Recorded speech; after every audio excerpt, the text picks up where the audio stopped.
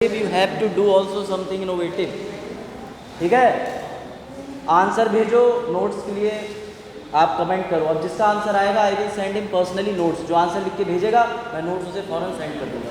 Group में notes डालने का कोई मतलब नहीं। अगर पूरा क्लास आंसर ऑटोमेटिकली लिखना शुरू कर देगा तो फिर नोट्स मैं वापस से ग्रुप में अपलोड करना शुरू कर दूंगा। ठीक है, चलो भाई आज शुरू करते हैं। मीडिया बजाज मोबाइल में सामने देखो। ठीक है, सेटल हो गए सब। चलो 2018 यूपीएससी केस में एक क्वेश्चन मीडिया में लेके आया था। क्वेश्चन काफ़ी सिंपल था। जैसे टॉपिक आप लोगों को लगता होगा कि मीडिया है, मीडिया के बारे में क्या ही पढ़ना है।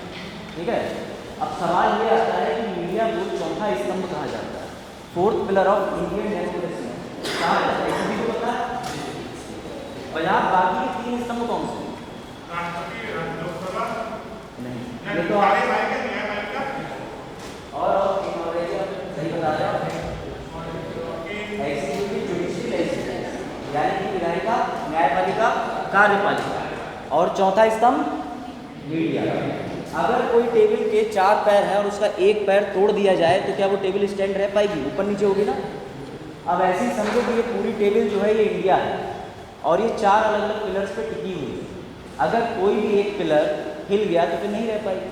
अब हमारे इंडिया के अंदर 2018 से एक ऐसा चेंज सिनेरियो देखने को मिला है जिसको यूपीएससी अच्छे से पकड़ के चल रही है।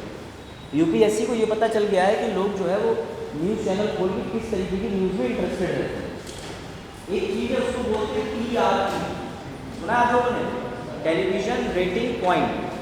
इसका मतलब ये होता है कि आप जो चैनल सबसे ज़्यादा देख रहे हैं वो न्यूज़ एजेंसी जो भी हैं वो मॉनिटर करती है और मॉनिटर करने के बाद में उनके पास क्या होता है ये पता चल जाता है कि आप किस तरीके की खबरों में ज़्यादा दिलचस्पी लेते हैं।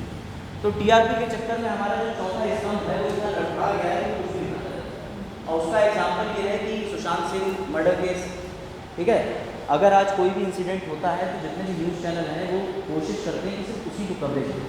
अब जैसे आप लोगों ने अपनी बीच स्पीकर देखा था तो उसी के साथ साथ कुछ और भी इंसिडेंट हो रहे थे, लेकिन जितने भी न्यूज़ चैनल आप ओपन कर रहे थे तो कोई ये बता रहा था कि उनकी उम्र की सीमा कितनी है, कितनी ट्रेनर कितनी है, कितनी संपत्ति को नुकसान पहुँचा दिया।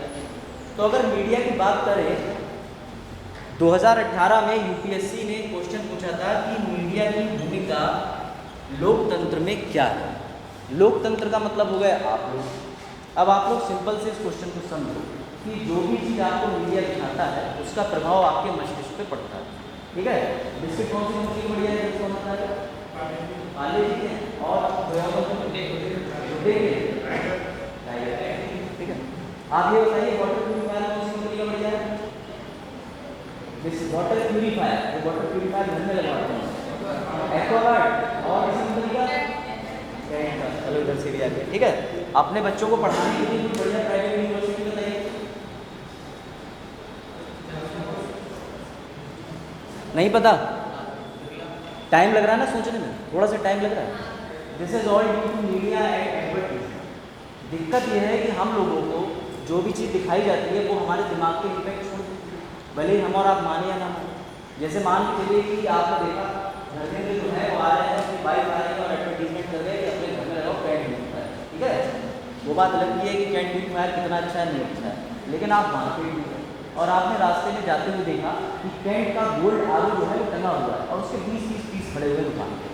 अब आपके दिमाग में इफेक्ट आएगा ये बोलिए, आपने अपना विचारधारा बनाया बिना आप में से कोई भी, इनफैक्ट मैं भी, कभी भी हम लोग इंटरनेट पे वाटर फिल्टर खोल के कंपेयर तो करते नहीं गूगल पे कि क्या क्या फंक्शन होना चाहिए, कितनी लाइट होनी चाहिए।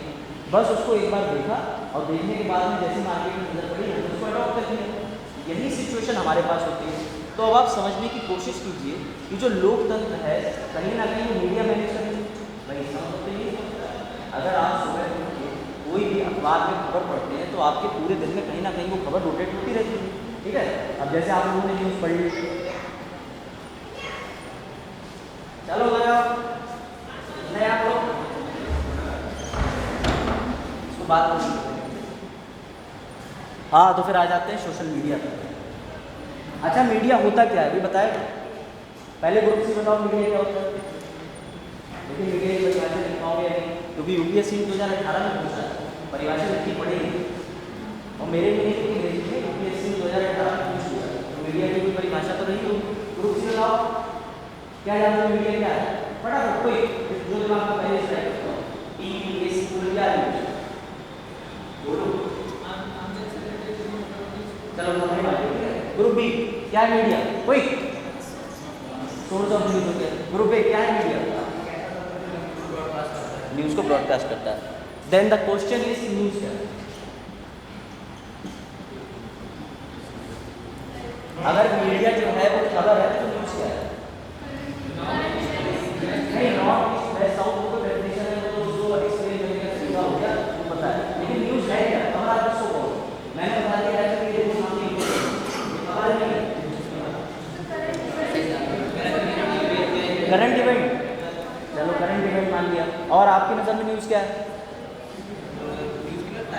सरकारी मीडिया अलग होता है, प्राइवेट मीडिया। जैसे फॉर्मल इन्फॉर्मेट टाइप से आप कह सकते हो प्राइवेट और पब्लिक, ठीक है।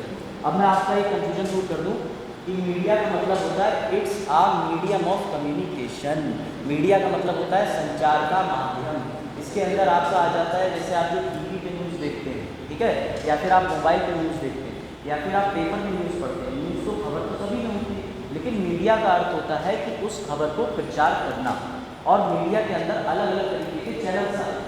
अब चैनल का मतलब यूट्यूब और टीवी वाले चैनल का मतलब ये होता है कि आप उसको इलेक्ट्रिक माध्यम से भेज रहे हैं, लिखित माध्यम से भेज रहे हैं, या फिर कहीं पर नोटिस चस्पा करवा रहे हैं। नोटिस गवर्नमेंट क्या करती है? ऑफिशियल न्यूज ही निकलवाती है, नोटिस निकलवाती है। तो कभी भी डेफिनेशन आ जाए हमेशा लिखना कि मीडिया एक चैनल है, एक सिस्टम है, एक मशीनरी है जो खबर को आदान प्रदान है।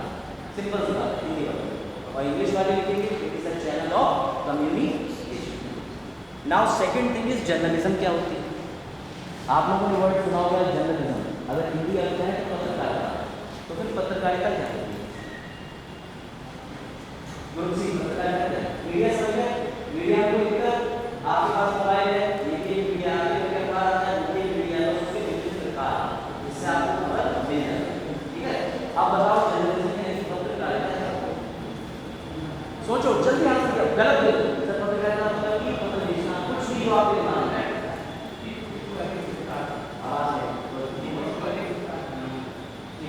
और पत्रकारिता क्या है? कोई जनसंचार, चलो जनसंचार।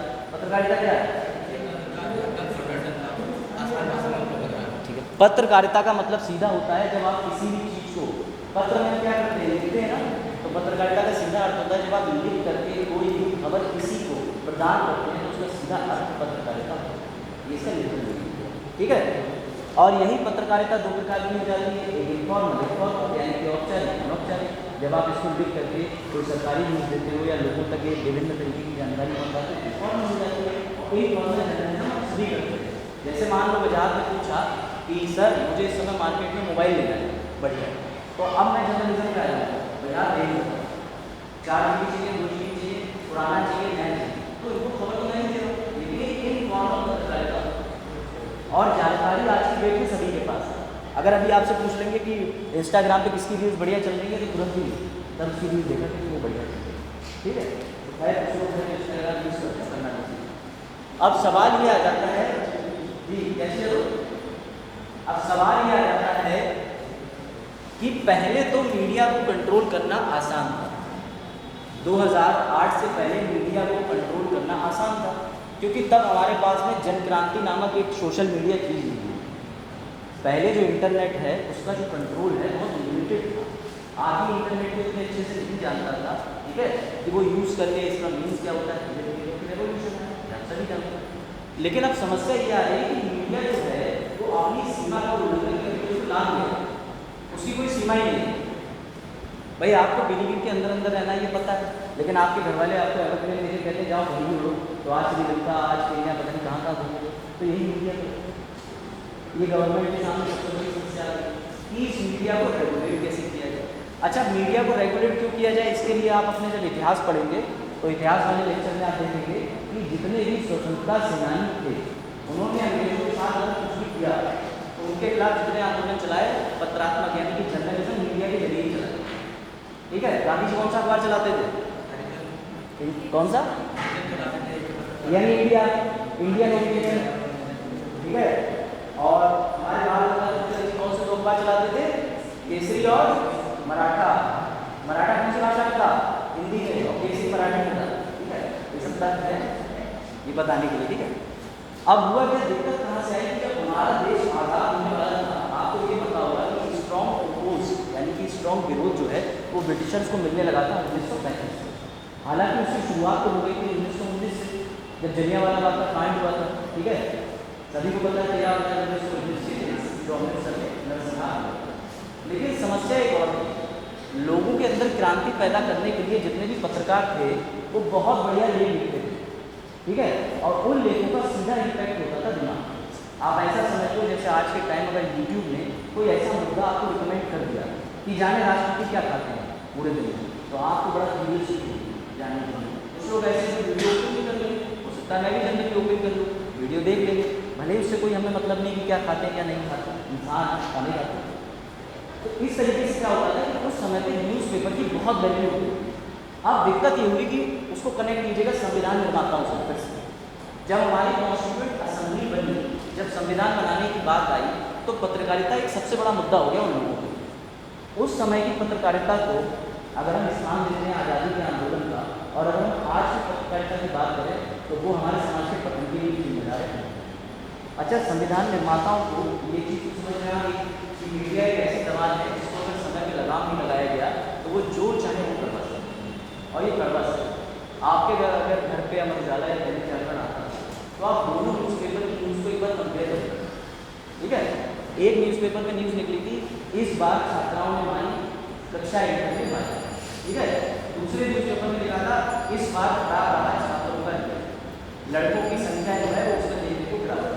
अब न्यूज़ में आप देख रहे हैं एक न्यूज़पेपर में दिखा दिया है कि लड़कों की स्थिति खराब हो रही है रिजल्ट, और दूसरे में पॉजिटिव दिखा दिया कि लड़कियों की क्या कहते हैं पॉपुलेशन इंक्रीज कर रही है। तो कहने का मतलब ये है कि जब कॉन्स्टिट्यूएंट असेंबली बनी तो सबसे बड़ी समस्या ये आई कि मीडिया पे दबाव कैसे लगाएगा। तो सबसे पहले जो एक्ट बना उसको बोलते हैं प्रेस सेंसरशिप एक्ट। क्या बोलते हैं? प्रेस का मतलब क्या हो गया, आप कह सकते हैं पत्रकारिता, ठीक है। सेंसरशिप का मतलब ये हो जाता है कि आप बिना हमारी अनुमति के उसमें कोई भी चीज़ नहीं डालेंगे। अगर आपने उसमें कोई भी ऐसे शब्द लिख दिए जो राष्ट्रद्रोही हुए तो हम आपके खिलाफ नहीं कर सकते। अब इस सेंसरशिप से सबसे बड़ी दिक्कत ये हुई कि देश मराठा नाम दिए, क्योंकि बाहर कि आप जानते हो बड़ा अच्छे से किस तरीके के उस समय रहे होंगे प्रख्यात विद्वान आदमी अंग्रेजों के बारे में लिखने वाले, ये तो भारतीय शासन खत्म कर रहे हैं, ये खत्म कर रहे हैं, वो खत्म कर रहे हैं। अब दिक्कत ये हुई कि जब उनका लेख नाम दिया गया, उनका अखबार बंद कर दिया गया, तब सवाल लिया गया खैर ये तो विवाद चली रहा था देश की क्रांति के वक्त में। उसके बाद उन लोगों ने एक तरीका निकाला, वो लोग इनडायरेक्टली अपनी स्पीच लिखते थे। इस वर्ड को याद रखना, इनडायरेक्टली का मतलब समझते हो? डायरेक्टली का मतलब होता है प्रत्यक्ष रूप से, और इनडायरेक्टली का मतलब हो जाता है। इस वर्ड की वैल्यू जो है वो आर्टिकल 19 के अंदर आने वाली है, इस वर्ड को भूलना मत, अनुच्छेद 19 के अंदर जो है इसका रोल आने वाला है, ठीक है। अब वो लोग क्या करते थे, वो लोग अंग्रेजों का नाम डायरेक्टली नहीं लिखते थे कि साहब लॉर्ड मैकॉले ने भारत की शिक्षा खराब कर दी, बोले खराब होगी भारत की शिक्षा। क्या ये अंग्रेजों के आगमन से दुखद संकेत तो नहीं? पब्लिक को छोड़िए, आप लोगों को छोड़िए, आप काम हो गया, ठीक है। क्या अभ्युदय से बनेंगे सारे छात्र डीएम? अच्छी चल रही है शिक्षा, क्या अच्छी चल रही है क्लासें, जाने छात्रों से। अब आप क्लास ऐसी चल रही, तो ये मीडिया की पावर थी, इनडायरेक्टली क्रिटिसिज्म शुरू हो गया। अच्छा, अब आ जाते हैं डायरेक्टली अनुच्छेद 19। जब अनुच्छेद 19 का निर्माण हो रहा था, यानी कि उसको डाला गया था, तो सबसे बड़ी समस्या ये थी कि उसको यूपीएसपी में डालें या फिर फंडामेंटल राइट्स में डालें। अंग्रेजों ने भारतीय की किस चीज़ पे सबसे ज़्यादा रोक लगाया था? बताओ। जबान पे, बोलने पे, न्यूज़पेपर को बंद कर दे रहे हैं, बोलने को नहीं दे रहे हैं, और आप बोल के किसी चीज़ की डिमांड करोगे भाई दो ही तरीके, या तो आप कहीं जाकर के इकट्ठे हो जाओ, या तो आप कहीं पत्र लिख दो, या तो क्या नहीं था। तो संविधान निर्माताओं ने इस वजह से इसको डाला मौलिक अधिकार में। ये चीज़ क्लियर हो गई कि संविधान बनने के बाद भी कोई भी कभी आपसे स्वतंत्रता किस मामले में, बात यानी कि बोलने के बारे में, स्पीच और एक्सप्रेशन के बारे में कभी भी ना छीन पाए। ये चीज़ आगे से। अब दूसरी समस्या ये थी कि इसकी लिमिट कैसे डिफाइन की जाए, जिसके बारे में मैं शुरू करूँ। अब आपको अपने मोबाइल पे जिसमें डायरेक्ट है उसमें ओपन कर लीजिए अनुच्छेद और पूरा ओपन कर लीजिए, जैसा उसमें लिखा हुआ है आपको थोड़ा सा आर्टिकल पढ़ने के बारे में भी नॉलेज मिलेगी कि आर्टिकल के जो उपखंड होते हैं वो कहना कहता है। इंग्लिश वाले इंग्लिश निकाल लीजिए, हिंदी वाले हिंदी निकाल लीजिए।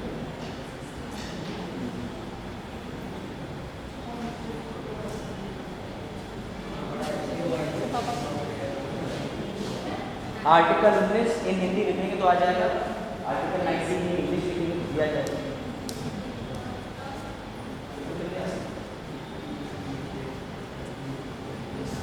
कर लिया ऊपर सभी ने? आज ही पढ़े। अनुच्छेद 19 में लिखा हुआ है वाक स्वतंत्र आदि विषय कुछ अधिकारों का संरक्षण। फिर एक बेसिक क्वेश्चन कि अनुच्छेद 19 भारतीय और गैर भारतीय दोनों के लिए या सिर्फ भारतीय नागरिकों के लिए? याद करो 15, 16, 19, 29, 30। तो ये अधिकार सिर्फ किसको मिलेगा? नागरिकों को। मैंने कहा कि आपको कि अगर कोई केन्या का यहाँ आकर के खड़ा हो जाए और कह रहे हमारे यहाँ मां की गाली देना तो संविधान में अच्छा दे रहा है, तो वो यहाँ के लिए सकता है। अब उसको सीधे के सीधे किसी न किसी आदमी को पहुँचा देंगे कोर्ट, क्योंकि वो तुम्हारा बोलने का अधिकार तुम्हारे लिए नहीं, हमारे बोलने का अधिकार जो है तुम्हारे लिए नहीं मिला। गैर भारतीयों को भारत में आके right to speech and expression ये ठीक है। अब देखो 91 एक वर्ड बना हुआ है, अल्फाबेट बना हुआ है, उसके बाद लिखा हुआ वर्ड न्यूमेरिकल। 19 बोलता है सभी नागरिकों को का वाक स्वतंत्रता और अभिव्यक्ति स्वतंत्रता का। यहाँ कोई दिक्कत इतना पढ़ने का अलग लिखा हो तो यहाँ पर नहीं पहुँचा हो बढ़िया से लिखना 19 का का आगे समझ। अब इसके बाद आइए 19(2) पर।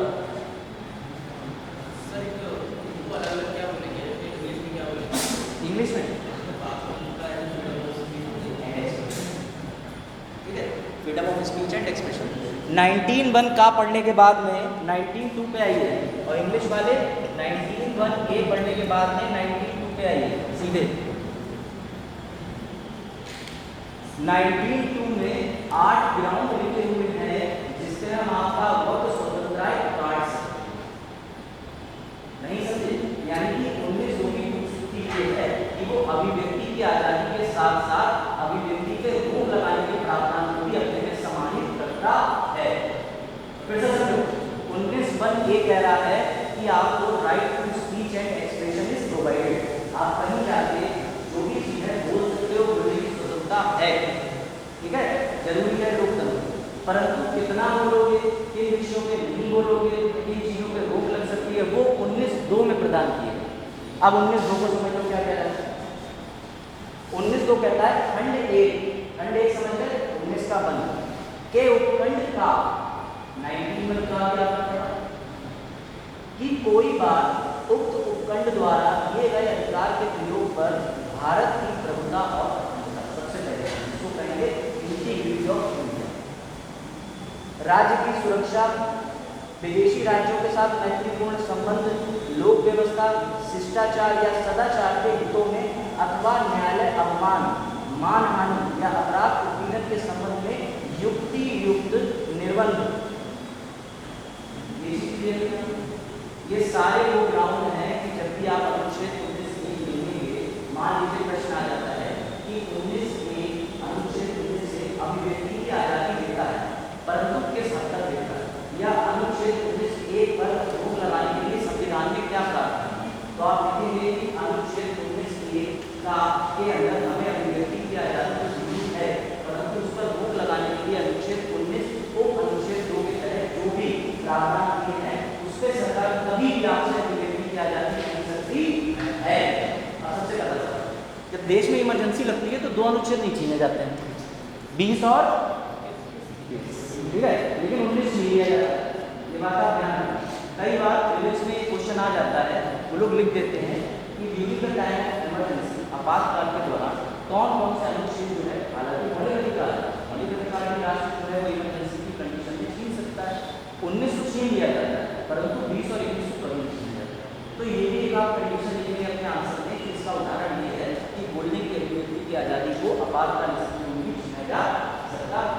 अब देखो सिर्फ 19(1) का ही नहीं, 19(1) खाली देखो उसके अंदर लिखा हुआ है शांतिपूर्वक और निरायुध यानी कि राइट टू असेंबल पीसफुली।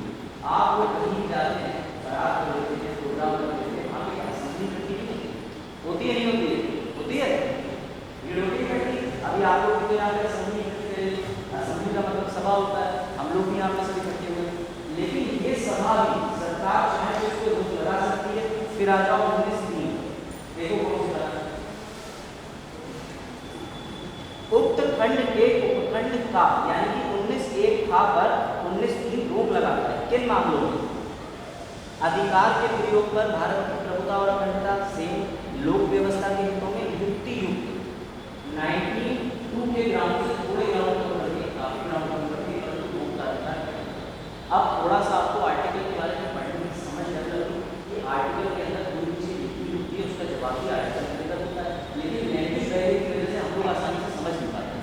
अब जब भी आप कभी मेंस का क्वेश्चन लिखेंगे और प्रश्न में 91 ए आ जाए या 19(1) का आ जाए, तो आपको ये तो पता चल गया कि इस पर रेस्ट्रिक्शन लगाने के लिए कौन से प्रावधान कहाँ दिए हैं। यहाँ तक कोई डाउट? चलो प्रैक्टिकल हो जाएगा, ठीक है।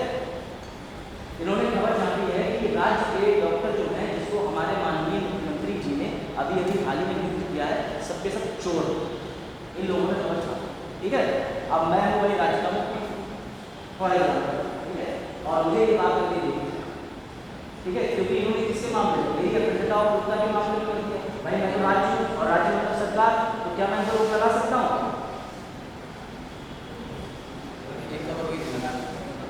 फिर सवाल प्रैक्टिकल समझो। मैंने कहा ना, अगर कंडीशन कंसेप्ट क्लियर नहीं है, आज नहीं अभी मैं दोबारा बताने के लिए, लेकिन जो प्रैक्टिकल क्वेश्चन आते हैं उसमें आपका वहाँ दिमाग घूमने से अच्छा यहाँ अपना दिमाग घुमाना और वो बोलो तो तुरंत हो जाएगा और घुमाने डाल दो, लेकिन फिर से दिमाग होगा, ठीक है। प्रश्न में दोबारा बोलो, मुख्यमंत्री जी ने, ठीक है, नए डॉक्टर नियुक्त करे सरकारी अस्पताल में और इन्होंने खबर छापी सबके सब चोर है, इनकी नियुक्ति बेकार है, बेबुनियादी है। तो अब मुख्यमंत्री जी के पास अधिकार है क्या कि वो इनके जो अखबार है उसको जुर्माना लगा दें, वो खबर डिलीट करा दें, इनके अखबार है जिसको परेशानी नहीं है, नहीं है, नहीं है, 3 बार कबूल है, ग्रुप बी है या नहीं है या नहीं है? नहीं, खबर रियल है, खबर रियल है, खबर सच है, चोर है तो करप्शन कर रहा है।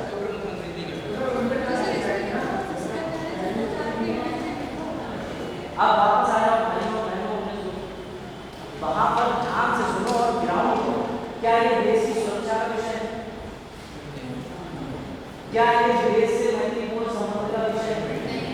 क्या ये लोक आदेश का विषय? लोक आदेश का योजना है कि गवर्नमेंट कोई योजना लागू कर रही है, योजना का तय नहीं कर रहा, उन्होंने बस प्रपोज उठा के यूज कर दिया, कोई जन औषधि आरोग्य योजना का, क्या ये उसके तहत है? क्या देश में इसी वजह से धंधे बढ़ सकते हैं? बढ़ सकते हैं? नहीं बढ़ सकते। क्यों लगाया? तो क्यों लगाया? यही तो 19(1) की ड्यूटी है। क्या 19(1) में ये लिखा हुआ है कि जो अखबार वाले हैं उनको जो अधिकार मिलता है राइट टू मीडिया का, कहीं लिखा हुआ है 19(1) में? नहीं। लेकिन अगर हम सरकार की कोई भी नीति, उसके डॉक्टर की जानकारी नहीं छापेंगे तो लोगों को पता कैसे चलेगा? और जो अखंडता बाकी सारे सिद्धांत है, उस सिद्धांत में से किसी के ऊपर भी पैर रख रहा है, तब सरकार उसके पैर को हटाएगी, नहीं हटाएगी। मोदी की आइडेंटिटी कोई भी गवर्नमेंट हो, चाहे अखिलेश यादव जी रहे हो, चाहे कोई भी हो, हम लोग ट्विटर को ध्यान नहीं देते, अपनी भी योजना भाड़ में जाए और कोई जाओ तो कई बार क्या देखा गया, यही मैं मुद्दा लेके आ रहा हूँ कि इस समय करंट सिनेरियो क्या चल रहा है। देश के अंदर मांग हो रही है कि मुख्यमंत्री और राष्ट्रपति, ठीक है, और प्रधानमंत्री ऐसी बॉडी है जिनको स्टेट का दर्जा तो प्रधान, लेकिन अब इनके खिलाफ कुछ भी ट्विटर पर लिखते हैं तो उनके खिलाफ कार्रवाई होनी चाहिए। आपने भी हाल में सुना होगा कि अगर आप कुछ भी गलत सलत ट्वीट कर देते हैं तो इससे उनकी असमत यानी कि डिग्निटी भंग होती है, ये मुद्दा चल रहा है। खैर उससे पहले हम वापस 19 के और ग्राउंड जाते हैं। अब दूसरा प्रैक्टिकल, यहाँ कोई दिक्कत, कोई समस्या? 19(1) को कौन लिमिट करता है? कौन सा अधिकार कौन से विषय को लिमिट करते हैं? 19(1) को कौन रोकता है? 19(1) को कौन रोकता है? 19(3). अब आगे बढ़ते हैं। चाइना से जो है वो भाई जिनपिंग साहब आए हुए हैं भारत में, ठीक है, और इन्हीं में से एक जो है वो मान के चलिए कि दूसरी डेमोक्रेटिक पार्टी है, उसके बहुत बढ़िया लीडर है, ठीक है, इनको उनका भारत के अंदर महत्वपूर्ण विजिट जो है वो बिल्कुल अच्छा नहीं लगा। ये भाग के गए, इन्होंने स्याही की बोतल की और चप्पल उठाए, एक हमारी जिंदगी के छोड़ चट से, उसके बाद ये भाग गए, ठीक है। अब ध्यान से सुनना, राइट टू स्पीच का मतलब होता है बोलना और लिखना, और एक्सप्रेशन का मतलब ये होता है जो अपने शरीर से चिन्ह दिखाते हैं। अभी यूक्रेन में जब मामला हो रहा था तो कई वीमेन ने एक साथ खड़े होकर पीछे होकर के अपने ऊपर बोर्ड लगा के लिखा था कि गो बैक रशिया। तो उन्होंने कुछ बोला कुछ नहीं, लेकिन वो एक्सप्रेशन था कि हम खड़े हुए हैं, हमारा बॉडी सिंगल है। अगर मैं अभी आपसे बोलूँ इंडिया में तो एक्सप्रेशन का सबसे ज़्यादा यूज होता है, रास्ते में आप कहीं जाओ, जैसे मैं पहले जाता था, पहले छोटा था तो मैं पूछता था ऐसा क्या रास्ता सीधा नहीं जाएगा, तो उन्होंने मसाला होता था तो expression right to speech and express क्या कर सकते हैं, रास्ता हो गया, उनका जो कंटेक्ट था उसको मुझे पता चल गया मैं ठीक चल रहा हूँ। तो ऐसे क्या करा, इन्होंने साथ चप्पल फेंक के मार दी और स्याही फेंक दी, और बाद में इन्होंने कह दिया कि मैंने तो कुछ भी नहीं करा। अब ये बताओ इसको धाराओं में नापा जाएगा कि नहीं नापा जाएगा? उसके पीछे 19(2) का दिया गया, 19(1) का सहारा ये कि नहीं साहब, चाइना एक चोटा है, चाइना एक चोर है। उसने क्या करा, जितने मोबाइल हैं उससे हमारी डेटा प्राइवेसी चोरी करता है। उस चाइना जो है वो ऐसे हथियार बनाता है, ये करता है, वो करता है, भारत की अखंडता भंग कर रहा है, ये कर रहा है, जमीन पर कब्जा करा हुआ है। लेकिन और उन्होंने ये भी कह दिया कि 19(1) के अंदर मुझे अभिव्यक्ति की आज़ादी है, मैं कुछ भी बोल रहा हूँ, पढ़ रहा हूँ और कुछ भी जाकर एक्सप्रेस कर रहा हूँ। लेकिन 19(2) के तहत एक ग्राउंड है जिसमें लिखा हुआ है विदेश से मैत्रीपूर्ण संबंध। वो अपनी चाची की बिटिया की शादी देखने नहीं आए थे, मैत्रीपूर्ण संबंध बनाने आए थे, और तब भी आए हुए आप को नहीं मानते। ये चीज़ क्लियर है। अब तीसरे ग्राउंड पे आ जाओ, अभिव्यक्ति की आज़ादी, वो थोड़ा विवादित मुद्दा है, उसको भी समझिए। कोविड के टाइम पे नमाज रोक दी गई। कोविड के टाइम पे एक जगह मदरसे में पब्लिक हेल्थ के ग्राउंड पे चलते आपने देखा होगा कि नमाज पढ़ने से कह दिया था कि आपको उसके ऊपर जगह नमाज नहीं, नमाज अदा नहीं, ग्राउंड था। अब दिक्कत यहाँ पर आती है कि क्या ये वो धार्मिक कार्य कर रहे हैं। वैसे मेरा सवाल समझो, 19(1) के तहत राइट टू स्पीच आपने बोलने का अधिकार जो मीडिया में चल रहा है, एक्सप्रेशन का जो अधिकार है, यानी अपने आप को अभिव्यक्त करने का, दिखाने का एक्सप्रेशन, ठीक है, या नमाज पढ़ना मस्जिदों में कोविड के टाइम सरकार को लगा सकती थी, सरकार ने लगाई, तो क्या हो सकता है? किसके तहत? Disaster management. और लगाना ठीक था गलत था? सही था। उन्होंने तो कहा था कि अनुच्छेद 25 से लेकर 28 तक का उनको अधिकार मिल जाएगा कि कहीं भी अपनी राइट टू प्रोटेस्ट करे, कोई भी धर्म का प्रचार करे, कुछ करे। लेकिन 19(2) में एक ब्यूटीफुल चीज़ और भी आती है, और वो पहले तो ताली का भरत नाम है, भरत की ताली भरत है। 19(2) के तहत एक चीज और है, इससे यही 8 ग्राउंड नहीं है।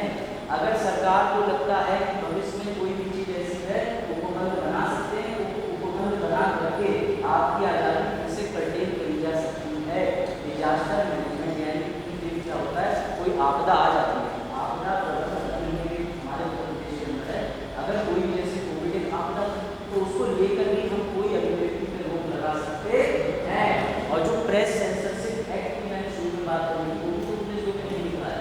इसी बात का फायदा उठाते हुए भारतीय सरकार आवाज़ रोकने के लिए अलग अलग नीति बनाती है। तो अपने दिमाग से सोचो कि कल को मोदी जी को या किसी भी मंत्री को कोई अगर गलत ट्वीट कर दे, तो 19(2) के अंदर नया नियम बना के उसको रोका जा सकता है कि नहीं रोका जा सकता? आंसर बताओ। रोका जा सकता है, सिंपल सी बात है। आज ही बैठ जाइए। तो बन गए आप लोग एमएलए और एमपी। भाई इसी बात की तो बिल पे वहाँ नहीं सोचते, आप प्रैक्टिकल चीज़ समझे। ये जो पूरी खिचड़ी चली है यहाँ पर, पूरी रामायण चली है, इसका साथ से इतना था कि जो ट्विटर पे इंडिया में लोग बना रहे हैं, 19(2) के अंदर तो कहीं लिखा हुआ है कि इलेक्ट्रॉनिक ट्विटर, इंस्टाग्राम, फेसबुक, लेकिन उसमें एक उपबंध लिखा हुआ है कि कल को राज्य सरकार कोई नई नीति बना करके 19(2) के जरिए रोक लगा सकती है। ऐसे ही एक किस्सा और इंटरेस्टिंग है बहुत, वो भी सुनाते हैं आपको। सकल न्यूज़पेपर बनाम भारत संघ का किस्सा है, ठीक है, और ये भी यूपीएससी का फेवरेट टॉपिक है। यूपीएससी के अंदर आप देखो कंसेप्चुअल चीज़ें ज़्यादा पकड़ता है, उसको इससे मतलब नहीं है कि आपके यहाँ कितनी भाषाओं में अखबार आते हैं, कितने प्रतिशत भारतीय अखबार पढ़ना चाहते हैं, और मजे अखबार है। अब मुद्दा ये हुआ कि सकल न्यूज़पेपर नामक एक महाराष्ट्र की कंपनी थी, वो मराठा भाषा में सभी छापते हैं, अपनी भाषा में छापते हैं। उसने जो अपने यहाँ अखबार था उसका पर पन्ने के हिसाब से रेट तय कर रखा था। मान लीजिए उसके यहाँ 12 पन्ने 12 रुपये, लेकिन क्या होता था कि 4 दिन, हफ्ते के 4 दिन न्यूज़पेपर में कागज ज़्यादा आते थे, 3 दिन कम आते थे, और जो रविवार का न्यूज़पेपर होता था वो ज़्यादा महंगा कर दिया जाता था। इतनी चीज़ क्लियर हुई। सकल न्यूज़पेपर कंपनी थी, न्यूज़पेपर निकालती थी, पन्ने महंगे और कम रखती थी, रविवार का न्यूज़पेपर ज़्यादा। उससे पूछा गया तुम ऐसा क्यों करते हो, तो उसने कहा कि रविवार के दिन ज़्यादातर लोग अपने सरकारी कार्यालय से छुट्टी लो, जितने दिन विज्ञापन निकालते हैं उनको बड़ा इंटरेस्ट आता है, खूब सारे विज्ञापन, ठीक है, अलग अलग तरीके का एडवर्टाइजमेंट देखते हो ना, बिग बाजार 5 अंदर में 2 किलो चीनी को सामान खरीदने पे जाते हैं। तो उस तरीके से बात। अब समस्या यहाँ पे आ गई कि राज्य की बात करें, राज्य ने कहा कि तुम 40% विज्ञापन बेच रहे हो, 60% खबरें बेच रहे हो, तुम सिर्फ खबर रखोगे, और ये जो न्यूज़पेपर के अंदर विज्ञापन है उन्होंने कहा ये कमर्शियल में आता है। कमर्शियल का मतलब तुम इससे पैसा पैदा करने के लिए सिर्फ कर रहे हो, और इसमें लोगों तक जागरूकता फैलाने का कोई लोग नहीं। ये मामला पहुँचे तो उच्चतम न्यायालय ने एक बात कही कि न्यूज़पेपर के अंदर वो सभी मटीरियल जो पब्लिक इंटरेस्ट के अंदर जाता है, जिसको लोग पढ़ना पसंद करते हैं, वो डालने पर किसी भी प्रकार की अखबार में नहीं लगाई जा सकती। इसका सीधा निष्कर्ष ये है, क्या हम अखबार के अंदर जो विज्ञापन आ रहे हैं उनकी संख्या को नियंत्रित कर सकते हैं, उस पर रोक लगा सकते हैं। इसका नाम था सकल newspaper limited versus union of India. क्योंकि ये क्वेश्चन जो है आप लिख सकते हो कि मीडिया को लिमिट किया है, इसके पूर्व में कई सारे प्रावधान। अब बात कर लेते हैं सोशल मीडिया। इसका नाम क्या था? इसका नाम था सकल न्यूज़पेपर लिमिटेड बनाम भारत संघ। सकल न्यूज़पेपर लिमिटेड, आप लोगों ने सकल newspaper limited versus union of India, ठीक है, 1963। अब आपको यूपीएससी 2023 वालों जान जाओ, 22 वाले तो गए, 23 में सोशल मीडिया और ओटीटी पे अभी तक जितनी बड़ी कोचिंग दिल्ली की, उनका जितने भी मैंने मॉक टेस्ट पेपर देखे हैं, ये 2 मुद्दे मुझे इसके बाहर किसी को मिलेंगे। सोशल मीडिया और OTT is the new benchmark for asking the question. अब ये नया मुद्दा मिल गया है मीडिया के बारे में, आपको समझे, एक छोटा सा टेस्ट ले फटाफट वाला, बढ़िया वाला। चलो भाई ग्रुप ए,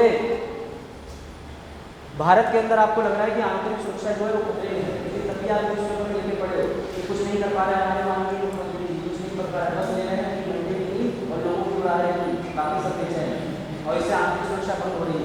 क्या आपको सरकार लगा सकती है? लगा सकती है। बेस पकड़ो बच्चों, बेस। दूसरा, ओबामा जी देश में आ गए, ठीक है, और मैंने क्या करा, कुछ लोगों को लेके चला गया, सिर्फ वो लोग जितने भी लोग थे वो सिर्फ काले काले थे, और उन सबके ऊपर मैंने लिख दिया भाग गया जो ओबामा। क्या रोक लगा सकती सरकार? लगा सकती है। मैत्रीपूर्ण संबंध, ओबामा आ रहा है अमेरिका से इंडिया, मैत्रीपूर्ण संबंध अब है ओबामा, आप तो सब लोग गाइड आ रहे हैं, लेकिन अगर सामान्य नागरिक आपके पास सही कोई आता है तभी आप उसको इस तरीके से डिस्कस नहीं कर सकते, उसमें मानहानि करेगा, वो मानहानि कर देगा। मैं बोला भूल अमेरिका का राष्ट्रपति अब तीसरा सवाल ध्यान से समझना, ठीक है। आपने कह दिया कि उत्तर प्रदेश की जो विधायिका भूमि है, उत्तर प्रदेश का विधानमंडल है, आप कुछ 20-25 लोगों को ले गए और आपने उसके बाद खाना नहीं दिया, उनके जो सत्र चलते हैं आप कुछ भी होने नहीं दे रहे, तो क्या सरकार आपको नहीं डाल सकती? तो ये नहीं हो डाल सकती, नहीं डाल सकती, तो डाल सकती नहीं, डाल सकती है कि नहीं डाल सकती है?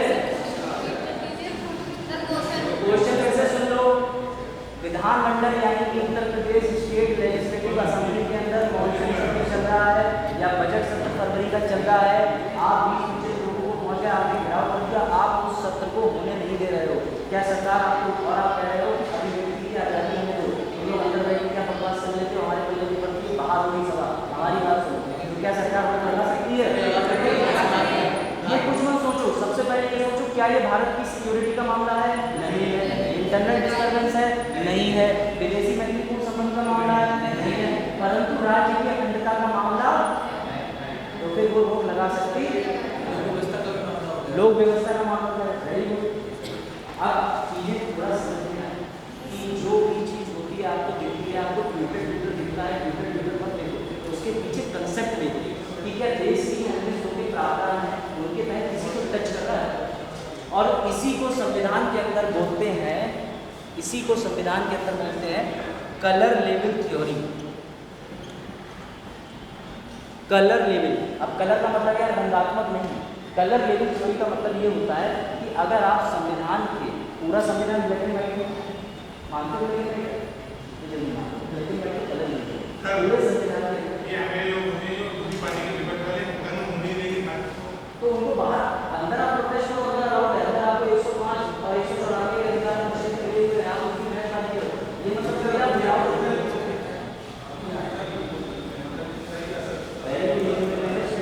हाँ, तो हम लोग कलर लेवल लेजिस्लेशन से, कलर लेवल लेजिस्लेशन का मतलब आप समझो, ठीक है?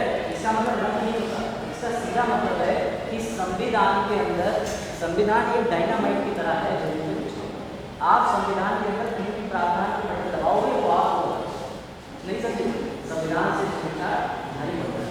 कलर लेवल लेजिस्लेशन का सीधा मतलब होता है कि संविधान के अंदर जो भी प्रावधान दिए हुए हैं उसके एम्बिट क्षेत्र में आते हैं, तो फिर आप संविधान के दायरे से बाहर नहीं होता। और सभी जानते हैं कि संविधान का दायरा कितना बड़ा पूरे भारत के अंदर पर लागू होता है, और 370 के बाद लागू होता है। क्या राज्यपाल शासन होता है? जल्दी बताओ जल्दी। राष्ट्रपति शासन सबने सुना है, राज्यपाल शासन होता है? होता है, कौन कह रहा होता है? विद आर्टिकल बताना नहीं, जिसने कहा होता है ना उसकी बात से, लेकिन कौन सा जम्मू कश्मीर में धारा 92 जब जम्मू कश्मीर का अपना संविधान था, ये तो सबको पता है, उसमें होता था राज्यपाल शासन। लेकिन ये हमारा टॉपिक मीडिया में आया। अब बात कर लेते हैं सोशल मीडिया और OTT। बिल्कुल होता है, लेकिन हमारे पास नहीं होता था, कभी भी नहीं होता था। यूनियन जब हमारे पास जम्मू कश्मीर था तो उसके अंदर प्रावधान था जम्मू कश्मीर के अपने एक्ट के अंदर धारा 92 में, लेकिन वो खत्म कर दिया गया उनका संविधान। शासन प्रदेश बनाने का सीधा मतलब है कि वो राज्य को भी देना चाहते हैं, राज्य अपने हिसाब से कभी भी चलाए, ठीक है? वो चाहते हैं हमारे पास केंद्र शासन होना है, ठीक है? ये संख्या में क्या आजादी देते हैं, बच्चों को क्या मतलब ये, लेकिन वो अपने कंट्रोल में रखते हैं ना कि हर चीज़ के बारे में अपडेट देते रहो, और उनके कंट्रोल में आपको ज़्यादा बेटर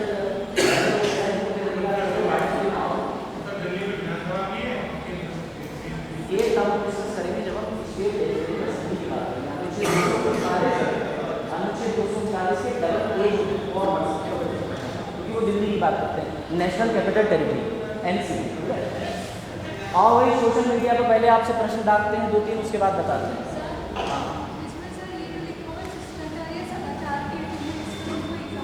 शिष्टाचार का समाधान है, ऐसा कह सकते हो कि आपको पता चल जाए कि वहाँ पर कोई नोबेल पुरस्कार विजेता व्यक्ति है जो विदेश से भारत में आया, ठीक है? उसमें बहुत अच्छा नाम है, आप उसकी यहाँ पे नहीं कर सकते। भारत के अंदर किसी भी भारत की नहीं कर सकते। आप लिखते कि राष्ट्रपति ने अपने चहेते को दे दिया, राष्ट्रपति कोई भारत रत्न का पुरस्कार, ठीक है? और ये तो जो है डिजर्व ही नहीं करते थे भारत रत्न का पुरस्कार, ये शिष्टाचार और शिष्टाचार के अधीन होता है। तो ये चीज़ें 19 लोग बताते हैं, और 19 अनुच्छेद जो है वो घर पे जाके अच्छे से स्टडी करना, क्योंकि उसमें आगे होते हुए हैं उन पर कौन सी चीज़ें भूख लगाती हैं, जो 19 2, 19 3, 19 4, 19 5 और 19 6 में लिखी हुई है। जैसे घूमने का अधिकार, ठीक है? असेंबली लगाने का अधिकार, उसको कैसे रोका जा सकता है, वो सारे अधिकार इस अनुच्छेद में वर्णित हैं। अनुच्छेद पढ़ने की थोड़ी बहुत समझ आएगी, यहाँ तक कोई दिक्कत, यहाँ तक तो समझ में आ रहा है। ट्विटर पे आप समझते हैं कि बेसिक चीज़ क्या देते हैं, हमारे अलावा भी राज्य सरकार या केंद्र सरकार कोई कानून बना करके अब लिख पाओगे role of media in democracy, चौथे स्तंभ के बारे में कुछ ज़्यादा जानते होगे तो हाँ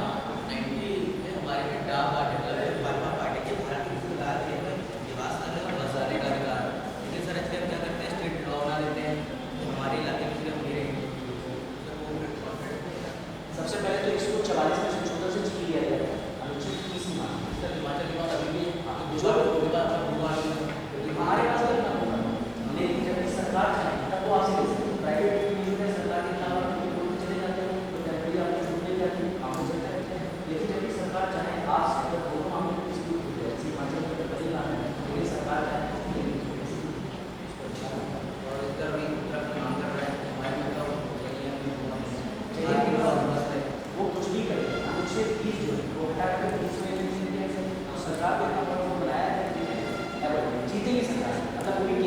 ध्यान रखें, चाहे कितनी भी राज्यों को छूट दे दें। चलो ग्रुप सी बताओ, role of media in democracy.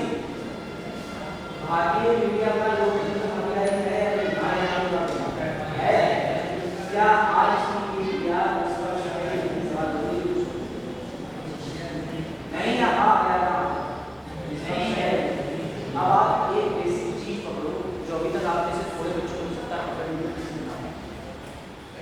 सरकार चाहे तो कोई भी नई नीति बना करके मीडिया को रोक लगा सकती है, तो मीडिया में निष्पक्ष होने की ज़्यादा चांस है, क्योंकि अगर सरकार चाहे तो नियम में कोई भी चीज बदल करके मीडिया को अपने हाथ में स्पॉन्सर कर सकती है। बेसिक चीज समझ में नहीं बता रहे। रोल ऑफ डेमोक्रेसी प्लान में 2019 सकल न्यूज़पेपर का केस, कोई दिक्कत यहाँ तक? चौथा स्तंभ बोला जाता है। मेज की परिभाषा लिख देना, ये मेज पर खाना काफी होती है। अरे ग्रुप ए, कोई दिक्कत यहाँ तक? अभिव्यक्ति की आजादी। अब जैसे आप लोग एक्सप्रेशन अपना ऐसे दिखा देते हो कि जब आपको पढ़ाओ और आपको कोई डॉक्टर नहीं लगता, लेकिन दिक्कत ये है कि 1919 का मुझे कोई प्रावधान नहीं मिला, ना कि मैं सरकार में कुछ तो आपके खिलाफ कोर्ट में चला जाऊँ। आप मुझे देखे मुँह फैला रहे हो सकता है कल कोई पहले भारत रत्न भी ना। तो समझ में आई बात? एक्सप्रेशन ऑफ स्पीच क्या होता है? अब चलो सोशल मीडिया पे आ जाओ। बबलू ने आजकल के धर्म को जो देखा गया, बबलू कोई नाम तो नहीं किसी का, क्योंकि बबलू के ऊपर केस नहीं कमेंट नाम गलत। चलो हम नाम नहीं हटा दे रहे हैं, ठीक है? हम नाम लिख दे रहे हैं मिस्टर ए, ठीक है? मिस्टर ए जो है वो धर्म के मामले में इतने कट्टर है, उन्हें आजकल जो है वो हिंदू धर्म के प्रचार को लेकर बड़ा संकट महसूस हो रहा है। वो रोज मीडिया पे डाल रहे हैं कि हमारा धर्म है, हमारा धर्म, जबकि वो खुद जो है एक कंपनी जहाँ पे उनको 1.5 लाख रुपया तनख्वाह मिल रही है, एसी ऑफिस के अंदर रहते हैं और उनके साथ 2 पर्सनल सिक्योरिटी गार्ड भी हैं जो लेके आते हैं और छोड़ देते हैं, ठीक है? मिस्टर ए जिनको धर्म के नाम पर बहुत खतरा हो रहा है, उन्हें 2 गार्ड भी मिले, 1.5 लाख की नौकरी करते हैं, 4th फ्लोर की बिल्डिंग पे बैठे आराम से बैठे। लेकिन उनकी इस बात का इतना जलवा है कि जब भी वो यूट्यूब पे अपनी कोई वीडियो बना के डालते हैं तो उसमें 1 करोड़ व्यूज आए, और सच में उन्हें भले ही खतरा ना हो, उनकी वीडियो देख के लोगों को लगने लगता है हमारा धर्म खतरे में है। अब आप मुझे ये बताओ, इस बात का जो प्रभाव 1 करोड़ लोगों को पड़ रहा है, क्या उससे डेमोक्रेसी को खतरा है? क्या उस एक आदमी को 1.5 करोड़ 2 करोड़ रुपया देकर महीना खरीद कर ऐसा करवा सकते हैं? कोई भी करवा सकता है? पॉसिबल है? करा सकता है। यही दिक्कत सोशल मीडिया की ट्रेंड्स करती है। This is called SMT, social media trend. Social media trend के अंदर हमारे पास खबर को पढ़ने का और जानने का अपने अंदर जो स्तर है, बौद्धिक स्तर, उससे तय करना पड़ता है। दिक्कत नहीं। अब तक हमारे पास रेगुलेट और जब आप कोई चीज़ डिसाइड करते हो तो 2 स्तर पर कर सकते हो, या तो आप उस चीज़ से एक्सपीरियंस किए, या तो आपकी बौद्धिक क्षमता इतनी हो कि आप उस चीज़ को जानते हो। लेकिन हमारी बौद्धिक क्षमता जो है, आप छोटे से बच्चे के हाथ में अगर आप यूट्यूब ले लो, मोबाइल ले लो, और अगर 6-7 साल का है, कुछ भी समझ, और वो किसी व्यक्ति को पिछले 10 साल से फॉलो कर रहा है, तो वो किसी एक धर्म के प्रति हो जाए, एक के प्रति अगेंस्ट हो जाएगा और एक का कट्टर फॉलोअर हो जाएगा, नहीं हो जाएगा। इसी पे बड़े बड़े साइकोलॉजिस्ट एनालिसिस कर रहे हैं। अब यूपीएससी आजकल इसके देखिए क्वेश्चन क्या होता है, यूपीएससी के क्वेश्चन समझिए, तब आपको समझ द चेंजिंग सिनेरियो, बदलते जमाने की अगर बात करें तो जब द सोशल मीडिया ट्रेंड, यानी कि सोशल मीडिया में हो रहे बदलाव से डेमोक्रेसी पे खतरा है, यानी कि पॉजिटिव है या नहीं? सवाल छोटा सा है, social media trend are positive और नेगेटिव? अब इसका उत्तर आप में से आपकी बौद्धिक क्षमता पे लिखा जाएगा कि आपको क्या चाहिए। कुछ ऐसे क्वेश्चन होते हैं जिनका कोई परफेक्ट आंसर नहीं होता, लेकिन प्यारे भाई इसका जब भी आंसर होना तो बड़ा बैलेंस है। शिक्षा को मत भूल जाना कि यूट्यूब या कोई भी सोशल मीडिया से हम शिक्षा भी ले सकते हैं, और हमें ज़्यादातर ऐसी वीडियोज़ को हटाना चाहिए इस बारे में हमें माँ बाप से बात करनी चाहिए या धार्मिक किताबों में, ठीक है? क्योंकि भारत का कोई भी धर्म नहीं है, सभी धर्मों के रिस्पेक्ट करते हैं। भावनाओं में मत रह जाया करो, हिंदुस्तानी भावों में बहुत भावनाएँ भावी हैं, ठीक है? ऐसे तमाम लीडर्स हैं इन एवरी रिलीजन, जिससे हम लोग कहते हैं कि, और उनको फॉलो करके इसलिए अच्छा लगता है क्योंकि वो ऐसे ऐसे किस्से बता देते हैं कि आपके लिए एकदम अट्रैक्ट करेंगे, लेकिन उसके पीछे पड़ा है, ठीक है? उनकी बातों से इन्फ्लुएंस नहीं होगा। आपका माइंड सिर्फ यूपीएससी की डायरेक्शन में जाना चाहिए। अगर आपको पीएम बनना है, IAS बनना है, अगर आप किसी और मुद्दे पे भटक जाएंगे तो आपकी जो प्यारी सी सोच है वो खराब हो जाएगी, आपका उसका जो भाव है वो आंसर करने के लिए कुछ बच्चों ने आंसर भेजे बहुत बेहतरीन थे, एक दो बच्चों ने आंसर के अंदर थोड़ा सा मीडिया के बारे में कुछ चीज़ें लिखी, लेकिन उन्होंने भी उस टाइम को अभी इतने चीज़ें नहीं लिखा कि उनका माइंड ठीक है। सोशल मीडिया ट्रेंड समझ गए? सोशल मीडिया ट्रेंड में कोई दिक्कत? OTT के बारे में मैंने पिछली बार बताया था, इसका सीधा मतलब है कि वेब सीरीज। अब देखो 3 घंटे की पिक्चर कोई नहीं देखना चाहता, यूट्यूब से ज़्यादा यूट्यूब की शॉर्ट वीडियोस देखते हैं, ये तो आपको पता ही होगा, लोग ज़्यादातर यूट्यूब शॉर्ट देखते हैं, उस पर ज़्यादा व्यूज़ आते हैं। ऐसे ही बड़ी बड़ी 3 घंटे की पिक्चर बनाने के अलावा इन लोगों ने अटेंशन लेने के लिए कंसेप्ट निकाला है, उसको कहते हैं OTT, over the top. 45 minute 40 minute 15 minute के अंदर बड़े बड़े सामाजिक मुद्दे जो भी इनको बना होता है, उनका सीधा अच्छा खराब होगा, ये 15 मिनट में बना के आपको सर्व करो। आप लोग को देखते हो कि दिक्कत ये आ रही है कि OTT में सबसे ज़्यादा अभद्र भाषा का प्रयोग किया जाता है। और जब भी हमारे पास जो आप बॉलीवुड की मूवीज़ देखते हो, अगर वो टीवी पे आ रही है तो उसमें आई थिंक आज तक मैंने तो कोई अब्यूजिव पर रोक नहीं देखा, अगर टीवी पे ठीक है, हाँ भी हो जाता है, ठीक है, लेकिन बोल नहीं पाते। क्यों नहीं बोल पाते? क्योंकि हमारे पास भारत में सिनेमेटोग्राफी एक्ट है, सेंसरशिप एक्ट है और सेंसर बोर्ड है, इसका कार्यालय वो काट देता है। लेकिन दिक्कत ये आ रही है कि भाई मिस्टर ए या मिस्टर बबलू ने निकाला मोबाइल और वो शुरू हो गए, देखिए आप इधर में इधर ही आ रहे हो, देखिए आप इधर में शिक्षक नहीं है, देखिए कोई भी शिक्षक नहीं है, पास में जगह कुत्ता भी खा रहा, मिड डे मील की थाली में खाना, बच्चों को कैसा भोजन दे रहे छात्र। अब दिक्कत ये आती है कि बबलू का एक्ट ना तो दृष्टि है, बस बबलू को अपनी सीखना पड़ता है। अब समस्या ये आती है कि उससे आपके दिमाग में क्या मैसेज पहुँचता है या आपने मैसेज निकाला है तो आप समझ में नहीं, तो दिक्कत यही है। इसीलिए सरकार ने 19(2) के अंदर उपबंध बनाने के अधिकार को प्रयोग करते हुए OTT को नियंत्रण करने के लिए OTT लॉज डेवलप किए हैं, जो कि इंडिया में समझना है। भारत में अब से होने वाले कोई भी आगे चल के बदलाव होते हैं तो उसको आप कभी ये मत सोचना है कि सरकार ने नया कानून लागू करा है। संविधान को टटोला जाता है, उसके अंदर इतनी प्यारी व्याख्याएं करी हुई हैं, इसका एक एक वर्ड का मीनिंग निकालने का काम तो सुप्रीम कोर्ट को दिया है, सुप्रीम कोर्ट व्याख्या करता है, लेकिन उसकी व्याख्या के अंदर इतनी चीज़ें कवर हो जाती हैं। हमारे संविधान निर्माता जो है वो इतने दूरदर्शी थे कि उन्होंने कुछ समय सोच लिया था कि मीडिया का मिसयूज होगा, इसलिए उन्होंने 19(2) के अंदर सरकार को उपलब्ध की। हाँ, लेकिन हम 19(1) जो है वो कभी किसी से छीन नहीं सकते पूर्णतः। जैसे कि आप कहो कि सरकार आज क्या न्यूज़पेपर सोशल मीडिया बंद कर दे, वो नहीं, यही दिक्कत। हाँ, और अभी भी एक लॉ ऐसा है जिसको लेकर के भारत में बहुत संशय बना हुआ है। अच्छा, ज़मीन के कितना नीचे जाके हम रिसर्च कर सकते हैं? समुद्र के कितना नीचे जाके रिसर्च कर सकते हैं? ये तो आपने पढ़ा होगा ना, स्पेशल इकोनॉमिक जोन और उसके बाद जिसमें होगी लिमिट 12, 24, 200 नॉटिकल माइल होगी। अगर 200 तक कर सकते हैं रिसर्च के एरिया में 200। अगर नहीं पढ़ा तो आप लोग ठीक है, लेकिन आप पढ़ेंगे ना कि पश्चिमी घाट और ये घाट उस घाट के बराबर आपको। अब दिक्कत ये आ रही है कि स्पेस में आप कितनी ऊंचाई तक जाकर रिसर्च कर सकते हैं, ये बताइए। स्पेस में आप कितनी ऊंचाई तक जाके रिसर्च कर सकते हैं, कितने किलोमीटर तक? स्पेस अनलिमिटेड है, स्पेस इज अनलिमिटेड। अब लोगों की औकात तो अभी नहीं है कि हम पूरे स्पेस को एक्सप्लोर कर लें, ब्रह्मांड को। हम लोग कितने ऊपर जाके रिसर्च कर सकते हैं? 10,000, 5,000, 50,000, 1,00,000। इसी बात का फायदा उठाइए, यूपीजी आती है लॉ, इसी बात का फायदा उठाइए। लॉ बनाना बहुत जरूरी है, लॉ नहीं तो फायदा उठाइए। इलॉन मस्क ने अपना ग्लोबल नेटवर्क इंटरनेट को चलाने के लिए ब्रह्मांड के पास में पूरे अर्थ के हिस्से से सेटअप कर दिया। उसकी सोच ये है सैटेलाइट से किसी को इंटरनेट है, उसका 1 साल का प्लान हो गया, तो सीधे इंटरनेट आपके मोबाइल पर दे देगा। भारत के ऊपर ही सैटेलाइट की घूम रही है, तो रोक ही लगा सकते हैं। तुम स्पेस में अभी तक लिमिट ही डिफाइन कर पाए हो कि कितनी लिमिट तक जा करके कोई अपनी सैटेलाइट या हमारी बॉडी के ऊपर ऑब्जेक्ट कर सकता है, और इसी की लड़ाई है।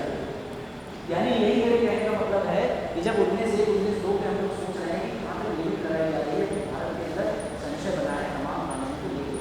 और ये भी जो सैटेलाइट के ऊपर ले गया है, ये भी 19(1) के अंतर्गत आती है, क्योंकि इंटरनेट चलाना भी freedom of speech and expression का पार्ट इसे बोलते हैं।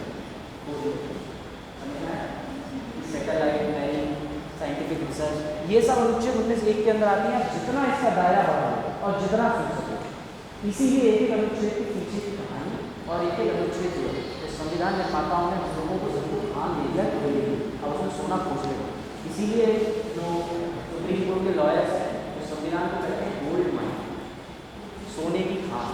उनको कभी कोयले को कुछ नहीं मिलता, आसपास समाज में राज्य में सरकार में कुछ नहीं मिलता। जैसे मध्य प्रदेश में मान लीजिए कि केस बनने आया तो मध्य प्रदेश में शादी विवाह बाल अधिनियम कुछ नहीं देते, उठाएंगे उनमें से, उठाएंगे बच्चे, उठाएंगे संदेश, इसको काट रहा है हाँ काट रहा है, यही तो सुप्रीम कोर्ट कर रहा है। उस पर चाहे कहते 14,000 से दुनिया बन जाए, उसके बाद नोट की किताब रखी हुई। तो इसीलिए OTT को मॉनिटर किया जा रहा है। SMP की समस्या आ रही है जिसको सोशल मीडिया ट्रेंड कहते हैं, और यही सारी चीज़ें आपसे 2018 के अंदर 250 शब्दों में पिरोना आपको आना चाहिए, यही इसके पीछे का आंसर है। वरना फिर आप सीधी सीधी बात लिख के आ जाएंगे, मेरा दोस्त मीडिया में काम करता है, मीडिया बहुत अच्छी है, मीडिया में तनख्वाह बहुत अच्छी है, मीडिया में सम्मान मिलता है, मेरे पापा मीडिया में काम करते हैं, सुबह जाते हैं लेट आते हैं, मीडिया बहुत ही अच्छी है, मैंने मीडिया में नया सुबह विज्ञापन देखा, उससे मैंने नया बताया, उससे मैंने शो बताया, और मीडिया को बस समझ ये इस तरीके के उत्तर कभी नहीं होती, ठीक है। ये निबंध मेरी मम्मी था, मैंने यूपीएससी देखा, क्यों कैसे निकल गया बच्चे का, भाई आपके ऊपर CBI जांच में बैठा एक मिनट का ब्रेक लो मन। यहाँ तक कोई दिक्कत? टॉपिक थोड़ा बोरिंग हो सकता है, लेकिन जब तक आप उसकी हिस्ट्री नहीं समझेंगे, क्योंकि जब हम क्लास 11 की बुक पे आएंगे ये इस मंथ के एंड होने के बाद, तब हम सिंसियरली कॉन्स्टिट्यूशन के अंदर रिविजन करेंगे। क्योंकि अगर अनुच्छेद 1 या कोई रजिस्टर आप पढ़ो और उसके अंदर लिख के आएगा कि 19(2) के तहत रोक लगी है, तो मैं आपको कुछ कहानी जो बच्चे रेगुलर रहे हैं उनको तब फायदा समझना है, तब एक वर्ड का मतलब पूरी एक क्लास से आप कंपेयर करते हैं, ठीक है। पानी ठीक है, पुराना तो नहीं पुराना, ले लीजिए भाई 1 मिनट का ब्रेक, उसको पॉज कर दीजिए। 40 हाँ अभी टाइम है लोगों को।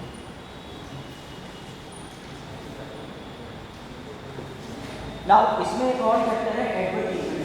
एडवर्टीजमेंट समझाने की आप लोगों को खास जरूरत नहीं है। एडवर्टीजमेंट से रिलेटेड विज्ञापन से रिलेटेड कोई खास चीज़ नहीं है, बस आपसे 2-3 प्रश्न पूछता हूँ, आपकी नॉलेज चेक हो जाएगी कि विज्ञापन के बारे में आपको कितना जानते हैं। टीवी पर देखने का कितना विज्ञापन बनाया जा सकता है, टीवी पर यूट्यूब चला रही है तो मैक्सिमम कितने मिनट का विज्ञापन सही था। और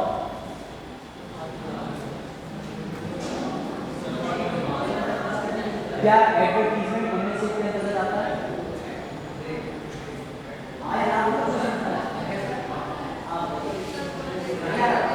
अनुच्छेद 19(1) के तहत विज्ञापन आता है कि नहीं आता?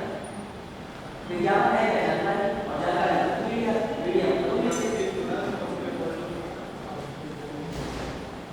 अगला प्रश्न ग्रुप बी से, ठीक है। आधे घंटे का विज्ञापन हो सकता है? नहीं हो सकता। विज्ञापन जो है वो चाहे पूरी तरीके से टीवी के अंदर ना आए कर सकते हैं, न्यूज़पेपर में कर सकते हैं, कर सकते हैं। अच्छा आप ले रहे हैं तो आपके अनुसार कुछ कंपनी डॉक्यूमेंट्रीज बनाती है पूरी आधे घंटे की विज्ञापन के नाम पे, वो कैसे हो सकता है ना? इसीलिए मैंने पूछा था कि आधे घंटे का विज्ञापन हो सकता है, हो सकता है। विज्ञापन जो है उसके बारे में बस आप बातें समझो कि विज्ञापन पहली बात तो कमर्शियल, जिससे कंपनियां पैसा कमाएं। न्यूज़पेपर जो है वो आपके घर जो आता है 12, 13, 15, 7, 8 जो भी रुपए है उसमें न्यूज़पेपर घाटे रहेगी तो उससे काफ़ी कमाई होती है, उससे विज्ञापन, ठीक है। हाँ, विज्ञापन को लेकर रेगुलेशन, अब जैसे आप क्लासीफाइड करके कॉलम आता है अखबार में, उसमें लिखा होता है कि क्या कहते हैं, क्षत्रिय ब्राह्मण महिला 5.5 इंच बैंक कर्मचारी लड़के के लिए तलाश, ऐसे वाले ऐड देखिए। हुआ क्या था कि एक बार एक ऐसा इंसिडेंट हुआ, 90s की बात है, कि ये मामला बड़ा पॉपुलर हो गया, न्यूज़पेपर इसके जरिए बहुत पैसे कमाने लगे। भारत में आज भी 2 समस्याएं प्रबल हैं, ठीक है। करियर की समस्या दूसरी, उससे बड़ी पहली समस्या ये है कि हमारे पास में एक दूसरा पार्टनर होना चाहिए, ये पहली समस्या आती है भारत में। बेरोजगारी से बड़ी समस्या सिंगल रहना, ठीक है, बेरोजगारी दूसरे नंबर पर। अब दिक्कत क्या हुआ कि न्यूज़पेपर के अंदर जो है वो लोगों ने इतने अनलिमिटेड इश्तेहार दे दिए कि खबर आई पहले पन्ने और बाकी पन्ने पे जो है वो अफेयर कर दिए, मतलब यही था विवाह संबंध कि इतने उम्र की इतने उम्र की। अब क्या हुआ कि जब मीडिया की ये दुर्दशा देखी तो स्टेट सरकार ने कहा कि हमें कुछ ना एडवर्टीजमेंट को लेकर करना पड़ेगा, वरना तो ये से बड़ी कंपनी छापी इससे भी कमाई होगी। तो आज का जो अनुपात है या आज के समय में जो रूल है वो 60/40 60/40। अगर कोई भी न्यूज़पेपर मिनिमम 60% न्यूज़ कवर करता है तो पहली बात तो उसके रजिस्ट्रेशन की दूसरी बात यह है कि हर एडवर्टीजमेंट की बात जैसे किसी ने आगे 20 सेकंड का टाइम दिया है, हमारे पास जो मोबाइल है इसमें तो भी लिखना आया है, यूट्यूब के अंदर आपने लिखा हुआ पूरा पूरा 2.5 मिनट का विज्ञापन गाने के साथ कभी आप गाने आ जाते हैं, कभी कभी यूट्यूबर की पूरे आंसर चैनल निकाल कर सबको और दूसरे का अपनी वीडियो चैनल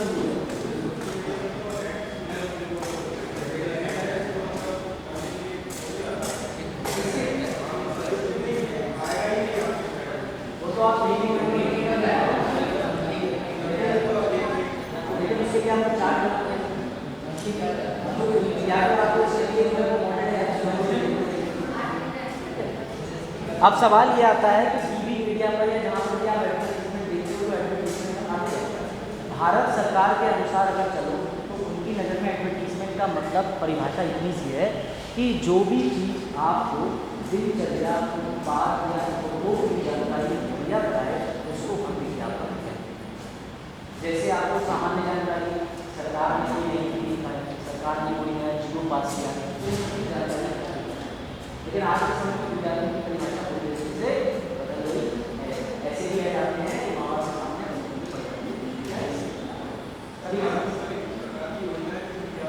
और सरकार ने ऐसे ही इस और योजना को बदल दी। हुआ क्या कि अभी 2 साल पहले एक रेवोल्यूशन ये आई कि टीवी तो दिन भर देखते हैं सब लोग।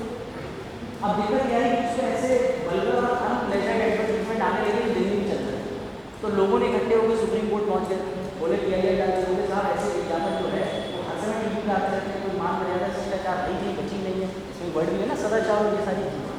तो क्या रहा, कोर्ट जो है वो कमर्शियल चीज़ों को रोक नहीं लगाया क्योंकि उसे पता है कि एडवर्टीजमेंट तुम्हारी तो जितने भी इस तरीके के ऑक्सीन एक्ट थे, ऑक्शंस एक्ट थे, उनका समय निर्धारित कर दिया गया रात में। ऐसा आप कभी नोटिस करना, आमतौर पर आपको टीवी का एडवर्टीजमेंट टीवी के मॉर्निंग टाइम में या आफ्टरनून टाइम में को। तो सवाल अब ये आता है लास्ट, क्या एडवर्टीजमेंट की सरकार रेगुलेट कर सकती है, नियंत्रण रख सकती है विज्ञापन पे, हाँ या ना? अभी तो केस क्या है, हाँ या एडवर्टीजमेंट कोई दिक्कत? चलो अब स्टेट लेजिस्लेचर पे आ जाते हैं, विधानमंडल की क्लास 7 की एनसीईआरटी का लास्ट टॉपिक।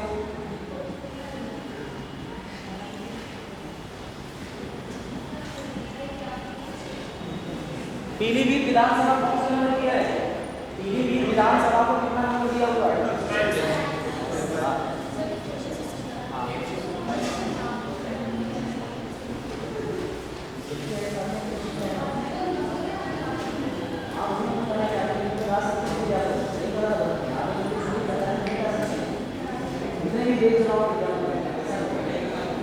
हाँ भाई कुछ क्या जाओ, पीलीभीत निर्वाचन सभा क्षेत्र कौन सा है? विधानसभा क्षेत्र वाह 100।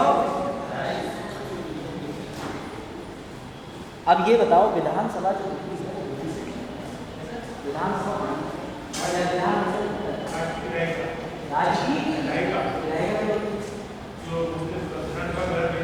आप ऐसे समझो बच्चे वाला हो खुशी पता क्या होगी जो हमसे आपको पाते हैं को अपने पास समाज में हम चाह रहे हैं पाओ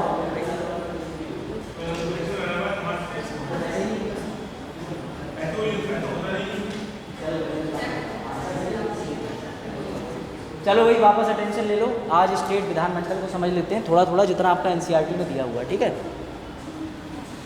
कोई पीलीभीत के बाहर का बरेली बदायूं, बरेली बदायूं का तो नहीं है कोई? आपका क्षेत्र कौन सा है? हाथ आपने उठाया 128, बीसलपुर, पूरनपुर 126 और बदायूं बरेली 124, बदायूं 115। खैर इसका यूपीएससी में कोई रोल नहीं है, जो पर्ची आती है उसमें मेंशन नहीं होता। अब ध्यान से समझो होता क्या है। देखो पीलीभीत का एग्जाम्पल ले लेते हैं, ज़्यादा अच्छे समझ में आएगा। उत्तर प्रदेश का एग्जाम्पल ले लेते हैं। देखो आपको ये पता है कि आज के मौजूदा परिवेश में कितने राज्य हैं? हर राज्य अपने आप में कुछ विशेष है। राजस्थान के अंदर की रेत और उसका जो डेजर्ट एरिया है वो पीलीभीत में पाया जाता है क्या? किसी राज्य के पास सिर्फ पहाड़ी प्राकृतिक पाए जाते हैं। हमारे यहाँ तो पहाड़ नहीं, पहाड़ यहाँ से 60 किलोमीटर से टनकपुर से शुरू हो जाते हैं। उत्तराखंड में पहाड़ है, ठीक है। पहाड़ हमारे पास पंजाब में भी है, हिमाचल में भी है, अलग अलग जगहों पे हैं। कहने का अर्थ इतना है कि हर राज्य की अपनी एक विशेषता होती है, ठीक है। अब मान के चलो कि सारे राज्यों के लिए सिर्फ केंद्र कानून, ठीक है। हमारे भारत के अंदर जो प्रणाली लागू है उसको कहते हैं संघीय। क्या कहते हैं? इंग्लिश वाला फेडरल स्ट्रक्चर। फेडरल का मतलब ये होता है कि हमारे यहाँ राज्य के पास अपनी कानून व्यवस्था भी है, केंद्र के पास अपनी कानून व्यवस्था भी है। दोनों को अलग अलग प्रकार के कानून बनाने का अधिकार है। लेकिन आपसे सवाल मैं लास्ट में पूछूंगा कि केंद्र बड़ा है कि राज्य, ठीक है। अब दिक्कत ये हुई कि 28 राज्यों के अंदर राजस्थान चाह रहा है कि हमारे यहाँ से बहुत ही ज़्यादा मार्बल निकलता है, तो मार्बल को लेकर लॉ बनाए। वो गया केंद्र के पास, उसने केंद्र से कहा कि तुम पूरे भारत में मार्बल से लेकर पत्थर से लेकर, क्या वो हमारे राज्य में लागू होगा? भारत में लागू होगा? नहीं लागू होगा।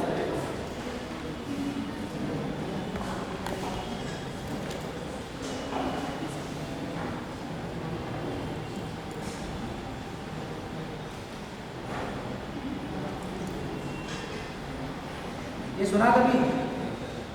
क्या होता है ये?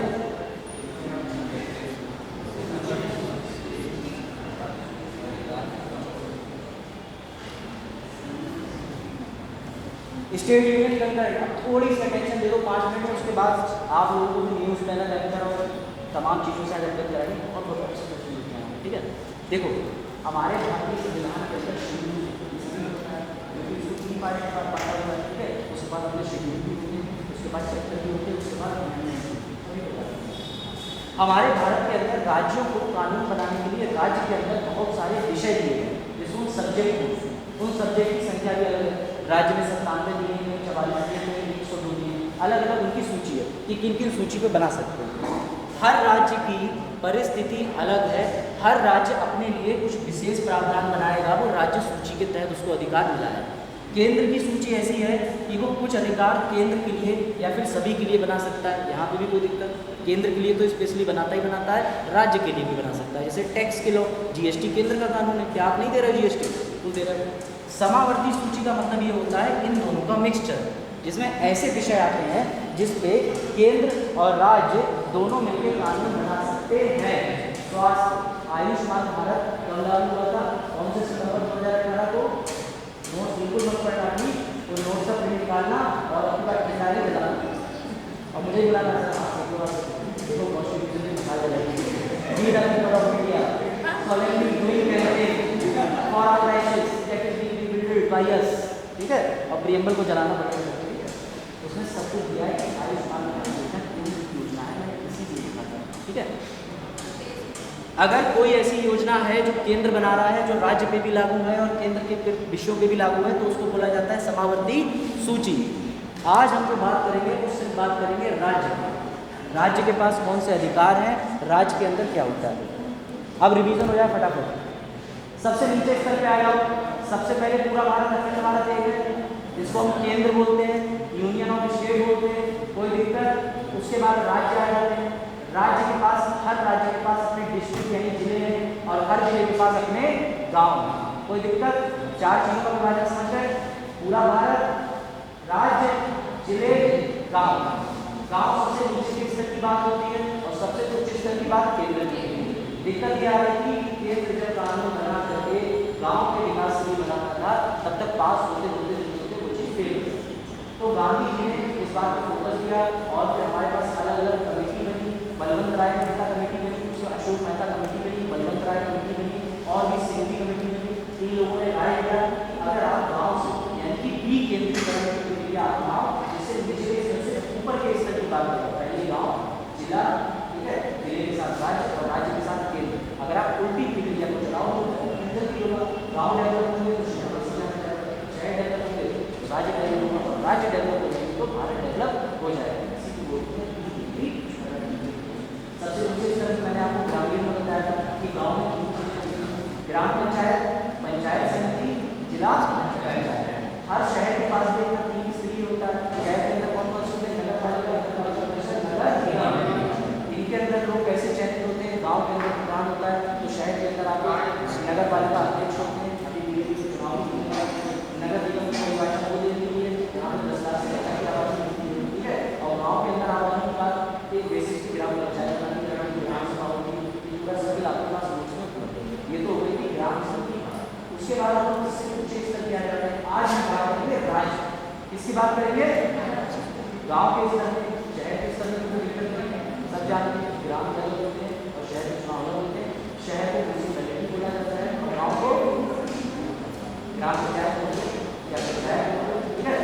संविधान में कौन से दो संशोधन किए गए थे? ये ग्रामीण विकेंद्रीकरण करने के लिए 73वां और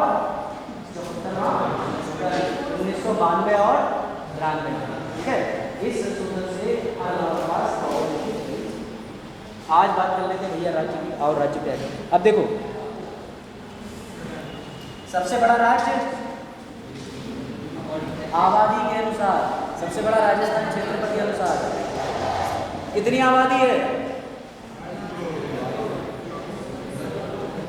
which is more than Europe, which is more than Pakistan, which is more than 79 countries in the world.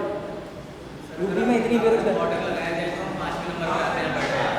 अगर क्रम अनुसार बात करी जाए, ठीक है, जैसे रशिया आ जाता है, कनाडा आ जाता है, इस तरीके से देशों की जनसंख्या लगाई है तो 5 में 7 हमारे पास सबसे बड़ा राज्य है। क्या हुआ? कोई दिक्कत है?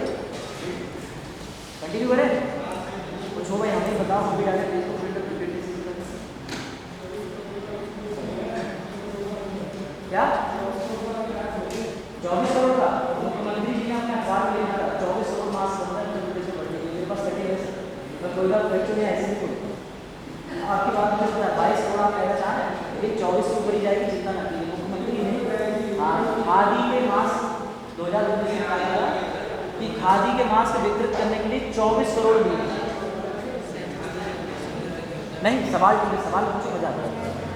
बड़े आगे पूरे पाकिस्तान को तो हम अकेले ढहेंगे तो बॉर्डर में जाने के लिए, ठीक है। पूरे यूरोप को हम अकेले ढहेंगे, देखिए यही आबादी बढ़ेगी। अब देखो कैसे, सबको पता है कि स्टेट लेजिस्लेटिव असेंबली यानी कि हमारे पास हर राज्य के पास अपना एक विधानमंडल होता है। क्या विधानमंडल जो है वो द्विसदनीय होता है कि एक सदनीय होता है? केंद्र जो है वो द्विसदनीय है कि एक सदनीय है? द्विसदनीय है। कौन से दो हाउसेज हैं? लोकसभा और लोकसभा में कौन बैठते हैं? अच्छा, अरे सही बता रहा है, एमपी बैठते हैं, कॉन्फिडेंस में रहो। और स्टेट के असेंबलीज में एमएलए बैठते हैं। राज्यसभा में कौन बैठते हैं? वो भी एमपी होते हैं, वो भी एमपी होते हैं, ठीक है। हमारे यहाँ जो विधानमंडल का सिस्टम है उत्तर प्रदेश का, वो द्विसदनीय है, इसको याद रखना। इसको इंग्लिश में बोलते हैं बाइकैमरलिज्म।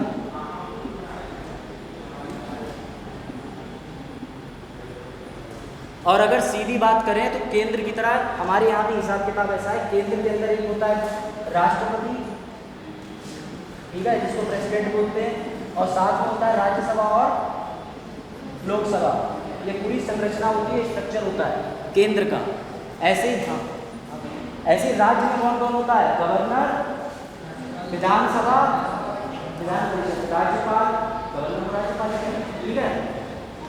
अब आप लोग उस पार्ट पे आओगे आज कि आपका एक भ्रम टूटेगा बहुत बड़ा। यहाँ तक कोई दिक्कत? यहाँ तक कोई समस्या? ये बताओ, राज्यपाल, विधानसभा, विधान परिषद। विधान परिषद जो होता है, हर राज्य को आज़ादी है अपने यहाँ बनाने या अपने यहाँ लेके बनाने की अनुमति केंद्र से नहीं होती है,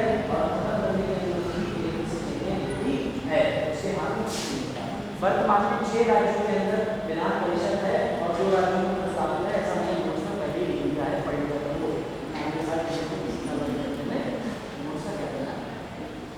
अब आओ सबसे बड़ी चीज़ ये बताओ, जैसे आप लोगों ने अक्सर पढ़ा होगा कि जो राष्ट्रपति होता है उसका रोल कहीं ना कहीं गवर्नर की तरह होता है। तो ये बताओ कि गवर्नर का रोल बड़ा होता है कि राष्ट्रपति का रोल बड़ा होता है?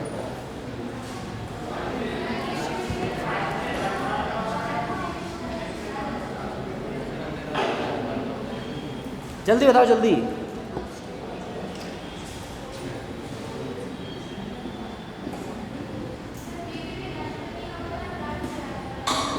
अच्छा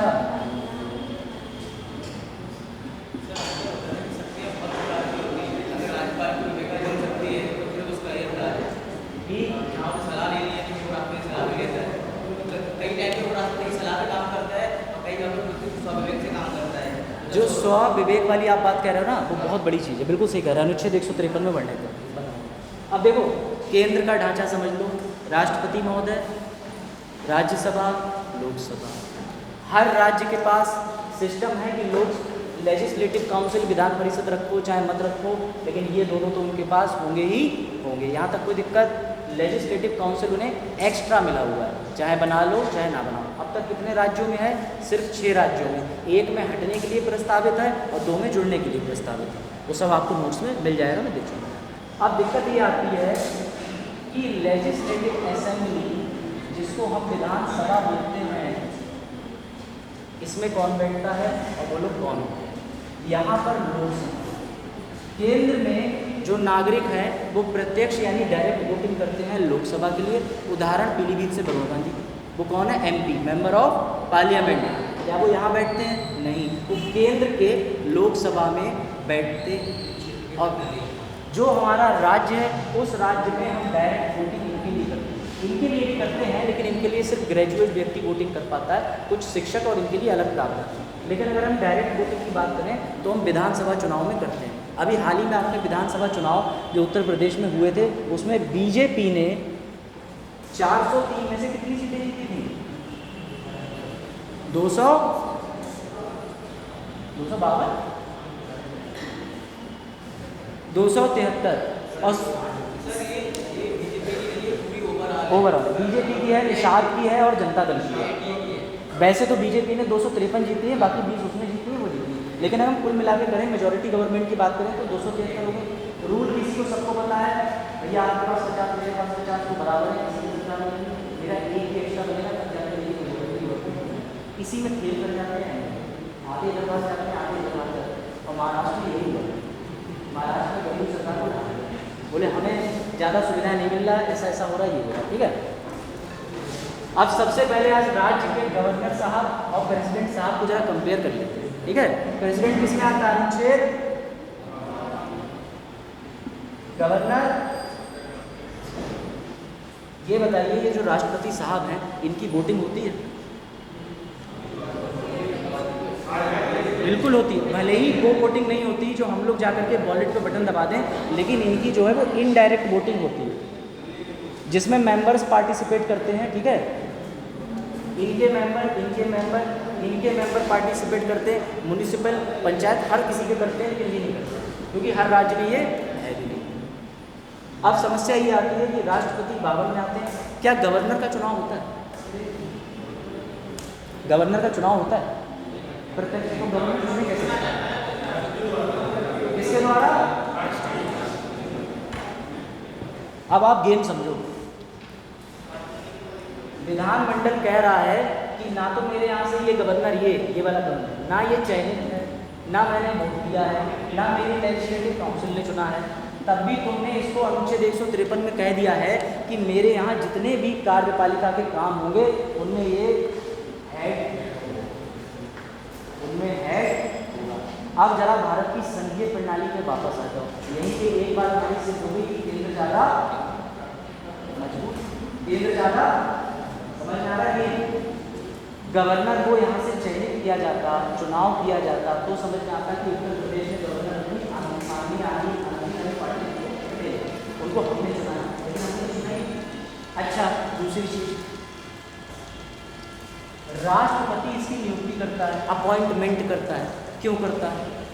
ये चीज़ें आपने पढ़ रखी हैं, इसलिए मैं इसके डीप ब्रीफिंग में नहीं जाऊँगा। राष्ट्र में केंद्र का प्रतीक वो होता है, उसको हम एजेंट कहते हैं, लेकिन ये बात होती है अपने आंसर में मत लिखना, बिकॉज इट इज क्रिटिसिज्म। प्रतीक का ये हाँ, नहीं का। उसको आप रिप्रेजेंटेटिव कह सकते हो, लेकिन अगर आपने इसको कोई एजेंट लिखने को आया है, एजेंट का सीधा अर्थ होता है जो मेरे बोल का नियंत्रण नहीं करता। अब एक और गिल्ट समझो, इंदिरा गांधी, एवरीवन नोस, इंदिरा गांधी को सब जानते हैं, कोई दिक्कत परेशानी?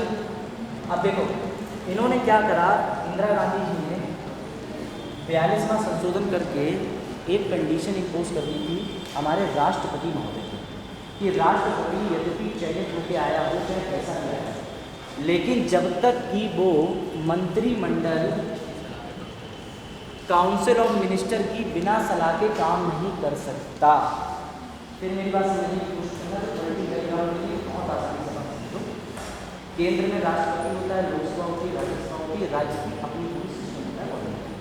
केंद्र के अंदर जो राष्ट्रपति है सबको पता है कि प्राइम मिनिस्टर को रियल हेड सारे काम नहीं करता है, राष्ट्रपति को सिर्फ नॉमिनल हेड बोला जाता है, केवल राजशाही और 3 महीने बैठ जाते हैं, अपने ऊपर काम करता है। इसी बात का फायदा उठाने के लिए इंदिरा गांधी ने 42वां संशोधन कर दिया था। और मंत्रिमंडल का मतलब क्या होता है, अनुच्छेद 74 और 75 के अनुसार कि मंत्री जितने भी होंगे उनका एक हेड होगा जिसको प्राइम मिनिस्टर बोलेंगे, क्या बोलेंगे, प्रधानमंत्री बोलेंगे, और वो सारे मंत्रियों को अपनी मर्जी से चयनित करेगा, प्रेसिडेंट को एडवाइस देकर और बाद में उनको लीड करेगा। तो इनडायरेक्टली अगर हम कहें तो इंदिरा गांधी जी ने 42वां संशोधन करके अपनी बात मनवाने के लिए राष्ट्रपति की शक्तियों को लिमिट कर दिया। उन्होंने 42वां संशोधन ये कर दिया, मैं इंदिरा गांधी और मेरा मंत्रिमंडल जो भी एडवाइस देगा वो राष्ट्रपति के लिए बाध्य, वो भी राष्ट्रपति उससे बात ना सोचेगा ना सुनेगा। अब ध्यान से सुनो, तो फिर यहाँ का जो सीएम है वो भी तो ये काम कर सकता है। यहाँ का जो मुख्यमंत्री है वो भी तो कल को कह देगा, गवर्नर साहब चुप बैठो, तुम चलेगी हमारी, हम नया प्रस्ताव पारित कर रहे हैं, वो 42वां संशोधन लाई थी, हम लेके आ रहे हैं 114वां संशोधन, उसके तहत हमारी कोई स्थिति नहीं होगी, तुम आज हमारी बात मानोगे और सिर्फ हमारी बात मानोगे, जो हम कहेंगे राय। लेकिन ये बात हमारे माननीय भीमराव अम्बेडकर जी और संविधान निर्माता जो थे बहुत होशियार थे, वो जानते थे। अगर इनको हमने इतनी पावर दे दी कि सीएम ने गवर्नर को कंट्रोल कर लिया तो इसका तो खेल ही खत्म हो जाएगा। आज से मैं डिक्लेयर कर दे रहा हूँ, United states of Uttar Pradesh, governor मेरा मेरी सुनेगा, सीएम मेरा, असेंबली मेरी, उत्तर प्रदेश अलग राज्य मेरा, देश दूसरे। आज से उत्तर प्रदेश में सबको तो नीचे रखने का अधिकार, सब मिर्जापुर जो है हमारी राजधानी, ठीक है। तो इस शक्ति को डीलिमिट करने के लिए, अनुच्छेद 153 में एक प्यारा सा वर्ड डाला गया है, एक्सेप्ट, अपवाद। उसमें लिखा हुआ है कि कोई भी राज्य में जो गवर्नर यानी राज्यपाल होगा वो 2 तरीके की शक्तियां प्रैक्टिस करता है, एड और एडवाइस लेगा। सीएम से उसको राय मशवरा लेना पड़ेगा, सीएम से राय मशवरा लेगा, लेकिन उसे समझ में नहीं आया, उसने फोन मिलाया सीएम को, वो ऑडिट लेनी थी, तो सीएम का ऑडिट मजा नहीं आ रहा, ऑडिट लेस कर दिया साहब। अब ऐसा हमारी जनता द्वारा बता दिया है, तो क्या सीएम से ऐसा समझो, प्रैक्टिकल उनके दिमाग में हो गया, उन्होंने कहा कि टैबलेट सुन नहीं पा रहा, आप सीधे लैपटॉप आते हैं, बच्चों में सीधे लैपटॉप आते हैं। और अभी जो ग्रेजुएशन वाले लोग बोले ना, आपको फर्स्ट क्लास वाले लोग आपको बांटेंगे, ठीक है। सीएम से डिस्कशन करा, सीएम साहब बोले नहीं मैडम, हमारा बजट खराब हो जाएगा, हमें तो बांट और भी बच्चे देखने, और चुनाव आ रहा है, 24 से तैयारी करेंगे और उसके बाद 26 की तैयारी करेंगे, उसको देखना। तो मैडम ने कहा अच्छा, फिर मैडम ने दिमाग लगाया, मैडम ने 153 बोला राजस्थान में, उनका वो भाई God I am very lucky, मेरे पास तो एक्सेप्शन की बात है, मैं तुम्हारी बात मानूंगी। और यही समझना कि उसके पास अंतिम डिसीजन की पावर है, वो चाहे तो राज्य के अंदर कोई भी कानून, कोई भी कुछ भी करे या सीएम की बात ना माने। इसीलिए सिर्फ और सिर्फ गवर्नर के पास इतनी पावर है कि ये अकेले मोहतरमा आपातकाल घोषित करवा सकती हैं, सिर्फ अपनी रिपोर्ट पे। राष्ट्रपति को भेज दिया लिख के, बहुत अकड़ू है तुम्हारा सीएम, नहीं मानता, लगाओ, ये समस्या है। अब जब ये सारी समस्याएं होती हैं तो एक बुजुर्ग प्राणी है जिनके पास जाके सारी समस्याओं का हल मिलता है, सुप्रीम कोर्ट। कुछ हो नहीं रहा है, चलो चचा के पास चलो। कुछ हो नहीं रहा है, 35 हो गए ना अब तो, चाचाओं की संख्या 35 हो गई, पहले की 32 से लगेगा, 33 से लगेगा, तो चाचा से एडवाइस ली, ठीक है, माननीय हमारे सुप्रीम कोर्ट जी से एडवाइस ली गई, उनसे एक आ गया कि ये बताइए ऐसे तो फिर गवर्नर साहब कुछ भी कर देंगे, तो उन्होंने कहा नहीं, ये अपना वोटिंग करके सिर्फ संवैधानिक मामलों में कर आए।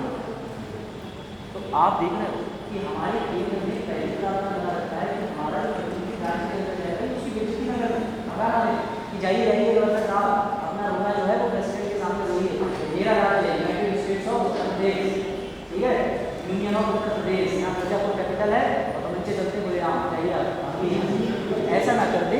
इस वजह से अनुच्छेद 153 में एक किक दी गई, एक अपवाद दिया गया जिसमें गवर्नर को डिस्क्रिशन की पावर दी गई। इसके अलावा गवर्नर के पास राष्ट्रपति की तरह शक्तियाँ बिल्कुल नहीं होती। आप लोग अपने दिमाग से निकाल दो, जितने यूट्यूब और फूड में आपको महान महान महान पॉलिटिकल साइंस के टीचर पढ़ा रहे हैं, उनकी बातों को कृपया मेरा नमन है, वो इसलिए भूल जाए क्योंकि इन दोनों में जमीन आसमान का अंतर है। इसके पास मर्सी पावर, दया याचना की पावर होती है, लेकिन ये कोर्ट मार्शल के मामले नहीं देखता, फांसी के मामले नहीं देखता। इसके पास में कोई भी अपने यहाँ की आर्मी को लीड करने की पावर नहीं होती, क्योंकि हर राज्य के पास आर्मी नहीं है, वो लीड कहाँ से करेगा, उसके पास मिलिट्री पावर नहीं होती, एग्जीक्यूटिव रोल को प्ले करता है। इसलिए इसमें और राष्ट्रपति में जमीन आसमान का अंतर है, ये बात समझ लेना। एक चीज और, संविधान में 1953 में 7वां संशोधन किया गया, 7वां संविधान संशोधन करके एक और कर दिया गया। कहा गया कि एक गवर्नर जो है वो एक से ज़्यादा राज्यों का भी गवर्नर होता है। बेबी मौर्य, लालजी टंडन, ऐसे कई आपको तमाम इंसिडेंट मिलेंगे। अभी हम सिर्फ राज्य के ढांचे में घुसे हैं और हमने देख लिया कि केंद्र कितना भारी पड़ रहा है। तो एक चीज़ आपको समझ में आई कि केंद्र ने देखा कि कैसे करके संविधान के अंदर गेम खेला है। अब कॉन्स्टिट्यूशन का अगर क्वेश्चन आ जाए, what do you mean by dark area of constitution, what do you mean by dark area of constitution और ग्रे एरिया ऑफ कॉन्स्टिट्यूशन। संविधान के अंदर ग्रे का मतलब समझते, ग्रे का मतलब है ऐसा बोला जाता है जो ना ब्लैक है ना व्हाइट है, जिसमें आपको कुछ पता नहीं आप पॉइंट है। तो संविधान की पहली त्रुटि आपके सामने समझ में आ गई। गवर्नर और राष्ट्रपति मेरे पढ़ाई को कह देना कि पूरी समान, वरना फिर जो नोट्स है उसको खुद भी बैठ के सुला देना, बन मत जाना कोई। ये चीज़ क्लियर हुई। 153, 52 में राष्ट्रपति, 153 में गवर्नर, गवर्नर साहब ऐसे ऐसे कर सकते हैं और गवर्नर साहब को ये अधिकार प्रदान है। एक राज्य कई राज्यों का एक गवर्नर हो सकता है और गवर्नर का कोई चुनाव नहीं होता।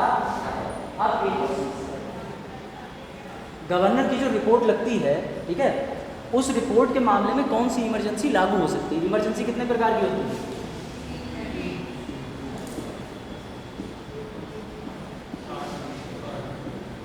तीन होती है, 4 नहीं। ये कौन सी इमरजेंसी होती है? वित्तीय इमरजेंसी। सबने सोचा था नोटबंदी के टाइम पे लगेगी वित्तीय इमरजेंसी लगेगी। अभी आपको पता है भारत कितना करना लगेगा, वित्तीय इमरजेंसी लगेगी या नहीं।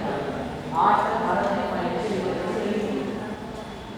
अगला आ जाओ 356 इज वेरी कॉमन, इसको कहते हैं राष्ट्रपति शासन, प्रेसिडेंट रूल। और प्रेसिडेंट रूल कब लगा सकता है? जब राज्य में महाराष्ट्र जैसी स्थिति बन जाए। 352 क्या होता है? नेशनल, राष्ट्रीय आपातकाल क्या होता है? बाहरी युद्ध को हटा दिया था ना संशोधन करके, क्योंकि वो इंटरनल रेबेलियन और ये सब हो रहा था, फिर उसके बाद उसको इंटरनल डिस्टर्बेंस कर दिया गया। राष्ट्रीय नहीं, युद्ध हो जाए तो युद्ध हो गया, चलो क्योंकि युद्ध की बाकी पूरा तो केंद्र में लेकर हमारा राज्य देगा, तो राष्ट्रीय राष्ट्रीय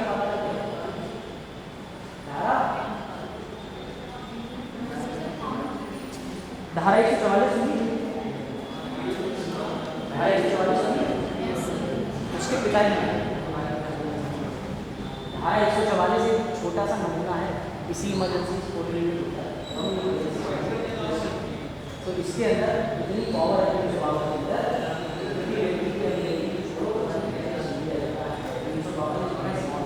अब तक सबसे ज़्यादा 352 सबसे ज़्यादा कहाँ कहाँ लगी वो लगी इसका इनके कारणों से लगी आपने समझ। ठीक, अब आइए दूसरे विवाद पे आ जाते हैं। राष्ट्रपति और गवर्नर क्लियर हो गया। गवर्नर के मानक क्या होने चाहिए? गवर्नर कौन व्यक्ति बन सकता है? जितने भी आपने गवर्नर देखे हैं उसमें आज तक कोई 25, 26, 27 साल का लड़का होता है? कोई यंगेस्ट गवर्नर आया हो, IIT के आया हो, वो लोग गवर्नर के व्यक्ति ऐसा चुनते हैं जो बहुत ही सुलझा हुआ व्यक्ति हो, बहुत ही शांत रहने वाला व्यक्ति हो और उनकी बात मानने वाला व्यक्ति। इसलिए मिनिमम एज रखी हुई है। और दूसरी ये गवर्नर का रोल है कि जब गवर्नर के लिए चयनित करेंगे, he should not be member of Lok Sabha, Rajya Sabha, state assembly और स्टेट काउंसिल। तो किसी का मेंबर नहीं होना। अच्छा, उसका टाइम पीरियड कितना होता है? ये सबसे बड़ा विवाद।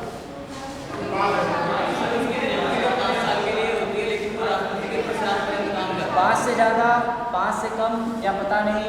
5 साल के लिए होती है, लेकिन वो प्रसाद काम करते हैं, कभी भी हटाया जाता है।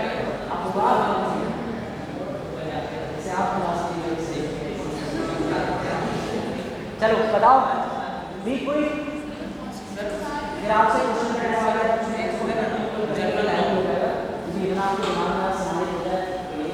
सर जनरल लॉ में 5 साल के लिए होती है, लेकिन रियलिटी में तो कोई चीज़ डिफाइन नहीं है। मान लो रामनाथ कोविंद जी हैं, उनके फेवरेट हैं आनंदीबेन पटेल, ठीक है। उन्होंने कह दिया शी इज वेरी डिजर्विंग, भाई मुझे पर्सनली बहुत अच्छी हूँ, अपना सारा काम राष्ट्र के हित में करती है, शी इज वेरी गुड, ठीक है। ठीक है, अब समस्या ये आई कि राष्ट्रपति को 2 महीने बाद लग रहा है कि यार गलत हुआ, मैं तो जैसे सोच के चल रहा था वैसे निकली नहीं, ये तो हेलीकॉप्टर वाले ये किसी का मामला रहा है, तो मामला उल्टा हो गया, क्या होगा? ठीक है, उनका नाम आता है इसलिए ले रहा हूँ, अभी छुट्टी कर रहा था तो हमारी यूनिवर्सिटी में और मेरे राज्यपाल खैर। तो अब आप पावर समझे, कभी भी कोई भी जो गवर्नर होगा उसके लिए एक टर्म लिखा गया है कॉल्ड प्लेजर ऑफ प्रेसिडेंट। अब ये प्लेजर ऑफ प्रेसिडेंट का मतलब यूट्यूब की वीडियो नहीं है कि देखने में आनंद आ रहा है, देखे पड़े वाह वाह वाह प्लेजर आ रहा है, एक और दूसरी स्वाइप करो, ये वो नहीं। इस प्लेजर का मतलब होता है कि जब तक वो संविधान, राष्ट्रपति के विचार और बाकी सारी चीज़ों को ध्यान में लेके राष्ट्रपति, अगर कभी भी राष्ट्रपति को महसूस हो गया कि ये कॉन्स्टिट्यूशनली गलत चल रहे हैं और हमारे देश के लिए खतरा है, तो वो इनको आज ही मुल्क में कभी हटा सकता। कोई दिक्कत? इनका कोई टाइम पीरियड फिक्स नहीं होता है, 5 साल बाद तक होता है। और ज़्यादातर आपने देखा होगा कि जब भी कहीं पर राष्ट्रपति बनते हैं उनके लिए नाम होते हैं, ज़्यादातर गवर्नर ही नामांकित होते हैं। भाई रामनाथ कोविंद जी इससे पहले कहाँ के गवर्नर? बिहार के। कौन सी जगह रहने वाले हैं? कौन जगह बिहार रहने वाले रामनाथ कोविंद?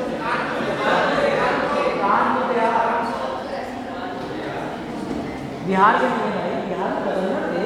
और उससे भी बड़ी चीज, इससे पहले क्या काम करते थे, क्या प्रोफेशन करते थे?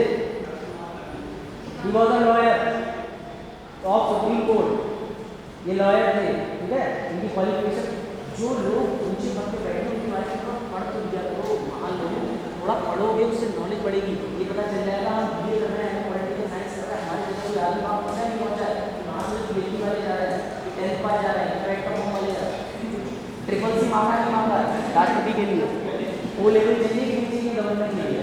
अब सबसे last question office of profit, ध्यान से सुनो भरत, ऑफिस ऑफ प्रॉफिट राष्ट्रपति और राज्यपाल के लिए एक टर्म यूज होता है 35 साल। भारत के नागरिक होना अनिवार्य है, गैर भारतीय ना तो राज्यपाल बनेगा ना राष्ट्रपति बनेगा, ये ध्यान रखना। हम किसी को भारत ऑफिस ऑफ प्रॉफिट में जो अर्थ होता है, अब आप ध्यान से सुनना मेरी बात, क्योंकि आज एक प्रोफेसर है, ठीक है, लखनऊ विश्वविद्यालय के, तो वहाँ बच्चों को उनको नामित कर दिया गया राज्यपाल बनाने के लिए। क्या उनको अपनी नौकरी छोड़नी पड़ेगी? कितने लोग कहते हैं? राज्यपाल जो है उनके पद के लिए नामकरण में लखनऊ विश्वविद्यालय के एक प्रोफेसर साहब, ठीक है, गवर्नमेंट यूनिवर्सिटी क्या होने के ऊपर छोड़ना पड़ेगा? छोड़ना पड़ेगा। ग्रुप सी पद छोड़ दे प्रोफेसर साहब कि नहीं छोड़े? छुड़वा दोगे? ग्रुप बी छुड़वाओगे कि नहीं? छुड़वा दोगे? ग्रुप ए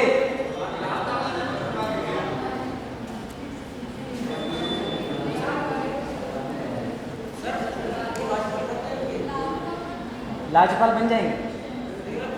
नौकरी छोड़ेंगे तभी राज्यपाल बनेंगे कि राज्यपाल बने बने वो पद कंटिन्यू कर सकते हैं? नौकरी छोड़ने के बाद NJPRU के वेबसाइट पे जाना, वहाँ पे वाइस चेयरपर्सन कौन है? जब भी कोई गवर्नर नियुक्त होता है ज्यादातर यूनिवर्सिटीज का बीसी किसको बना देते हैं, या सब बीसी या डेप्यूटी बीसी किसको बनाते हैं? गवर्नर। गवर्नर चांसलर होता है, बीसी वाइस चांसलर। बिल्कुल बिल्कुल, ये बात सही है, गवर्नर चांसलर। अब लेकिन अब दूसरी बात क्या है, CID की नौकरी वाली बात है। एक चीज तो आप समझिए, इनके साथ साथ इसी तरह की गरिमा के साथ आप मतलब ले सकते हैं। अब दूसरी चीज समझो, हमारा संविधान ऑफिस ऑफ प्रॉफिट का मतलब ये है, अगर वो व्यक्ति राज्य के लिए कोई भी डेडिकेटेड ऐसा काम कर रहा है जिससे लोगों के हित की बात हो रही है, पब्लिक एट लार्ज का भला हो रहा है, तो वो अपनी ड्यूटी चाहे वो राष्ट्रपति हो चाहे गवर्नर हो। लेकिन सर गवर्नमेंट एक सेकंड,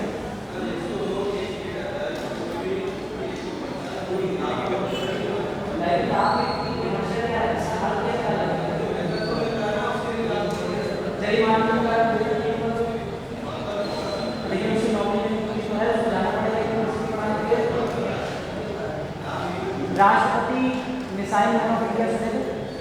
उनको राष्ट्रपति बनाया इसलिए गया था क्योंकि वो टेक्नोलॉजी विदेश में थी। अगर उनका पैकेज लगता तो पता नहीं कितने करोड़ों का पैकेज लगता। माननीय APJ अब्दुल कलाम साहब का राष्ट्रपति बनाने का मकसद ये था, एक बार राष्ट्रपति बन जाओगे तो ना दूसरे देश में जाकर ले सकते हो, ना हमारी नागरिकता ले सकते हो, ना कुछ ले सकते हो, और तुम्हारी मिसाइल बनाने की टेक्नोलॉजी का प्रयोग भारत के लिए।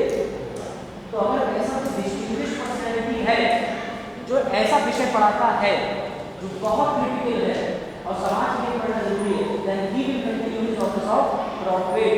अब दूसरा केस आपने नवजोत सिंह सिद्धू का केस सुना, हालांकि वो गवर्नर है ना, वो मेंबर ऑफ पार्लियामेंट, लेकिन वो साथ ही साथ कॉमेडी शो में बैठ रहे थे, सब कुछ कर रहे थे। ये मजाक इससे क्या है, ये राष्ट्र की इतनी बात है, इसको कोई भी हो सकता है। तुम खुद जाकर कॉमेडी कर रहे होते और पूरे राष्ट्र में ऐसी कॉमेडी कर रहे होते कि तुम्हारी जरूरत होती है राष्ट्र को, नहीं कर सकते थे। इसलिए उनके ऊपर आत्महत्या करने दिया, उनकी सीट को 60 दिन के अंदर पूरा करने को कहा गया। ऑफिस ऑफ प्रॉफिट का सीधा मतलब यह है कि तुम अपनी जॉब कंटिन्यू रख सकते हो, but that should be one of the inherent. अब इसमें सुप्रीम कोर्ट की अलग अलग गाइडलाइन है कि किस तरीके का यूनिवर्सिटी के प्रोफेसर कौन सा काम कर। अगर ऐसा ही होता तो हमारे अब्दुल कलाम राष्ट्रपति होने का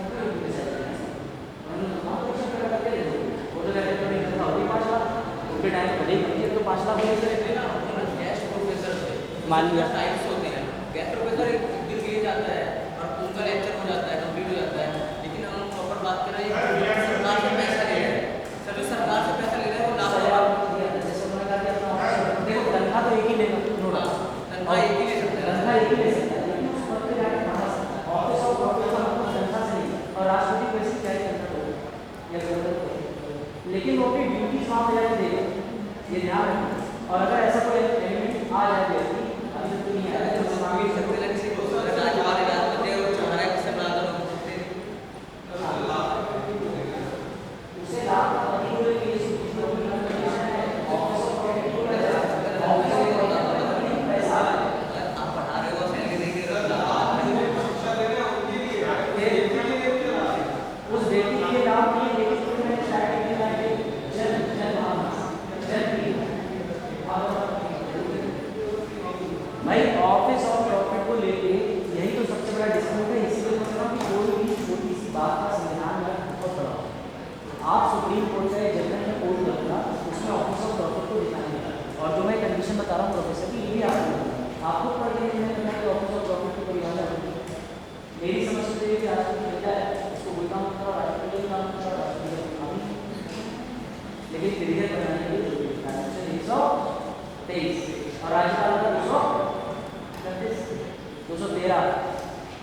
जैसी बात है।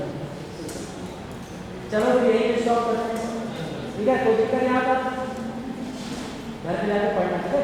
संविधान के अंदर 153 52 ऑफिस ऑफ प्रोटेक्ट रिसर्च करना।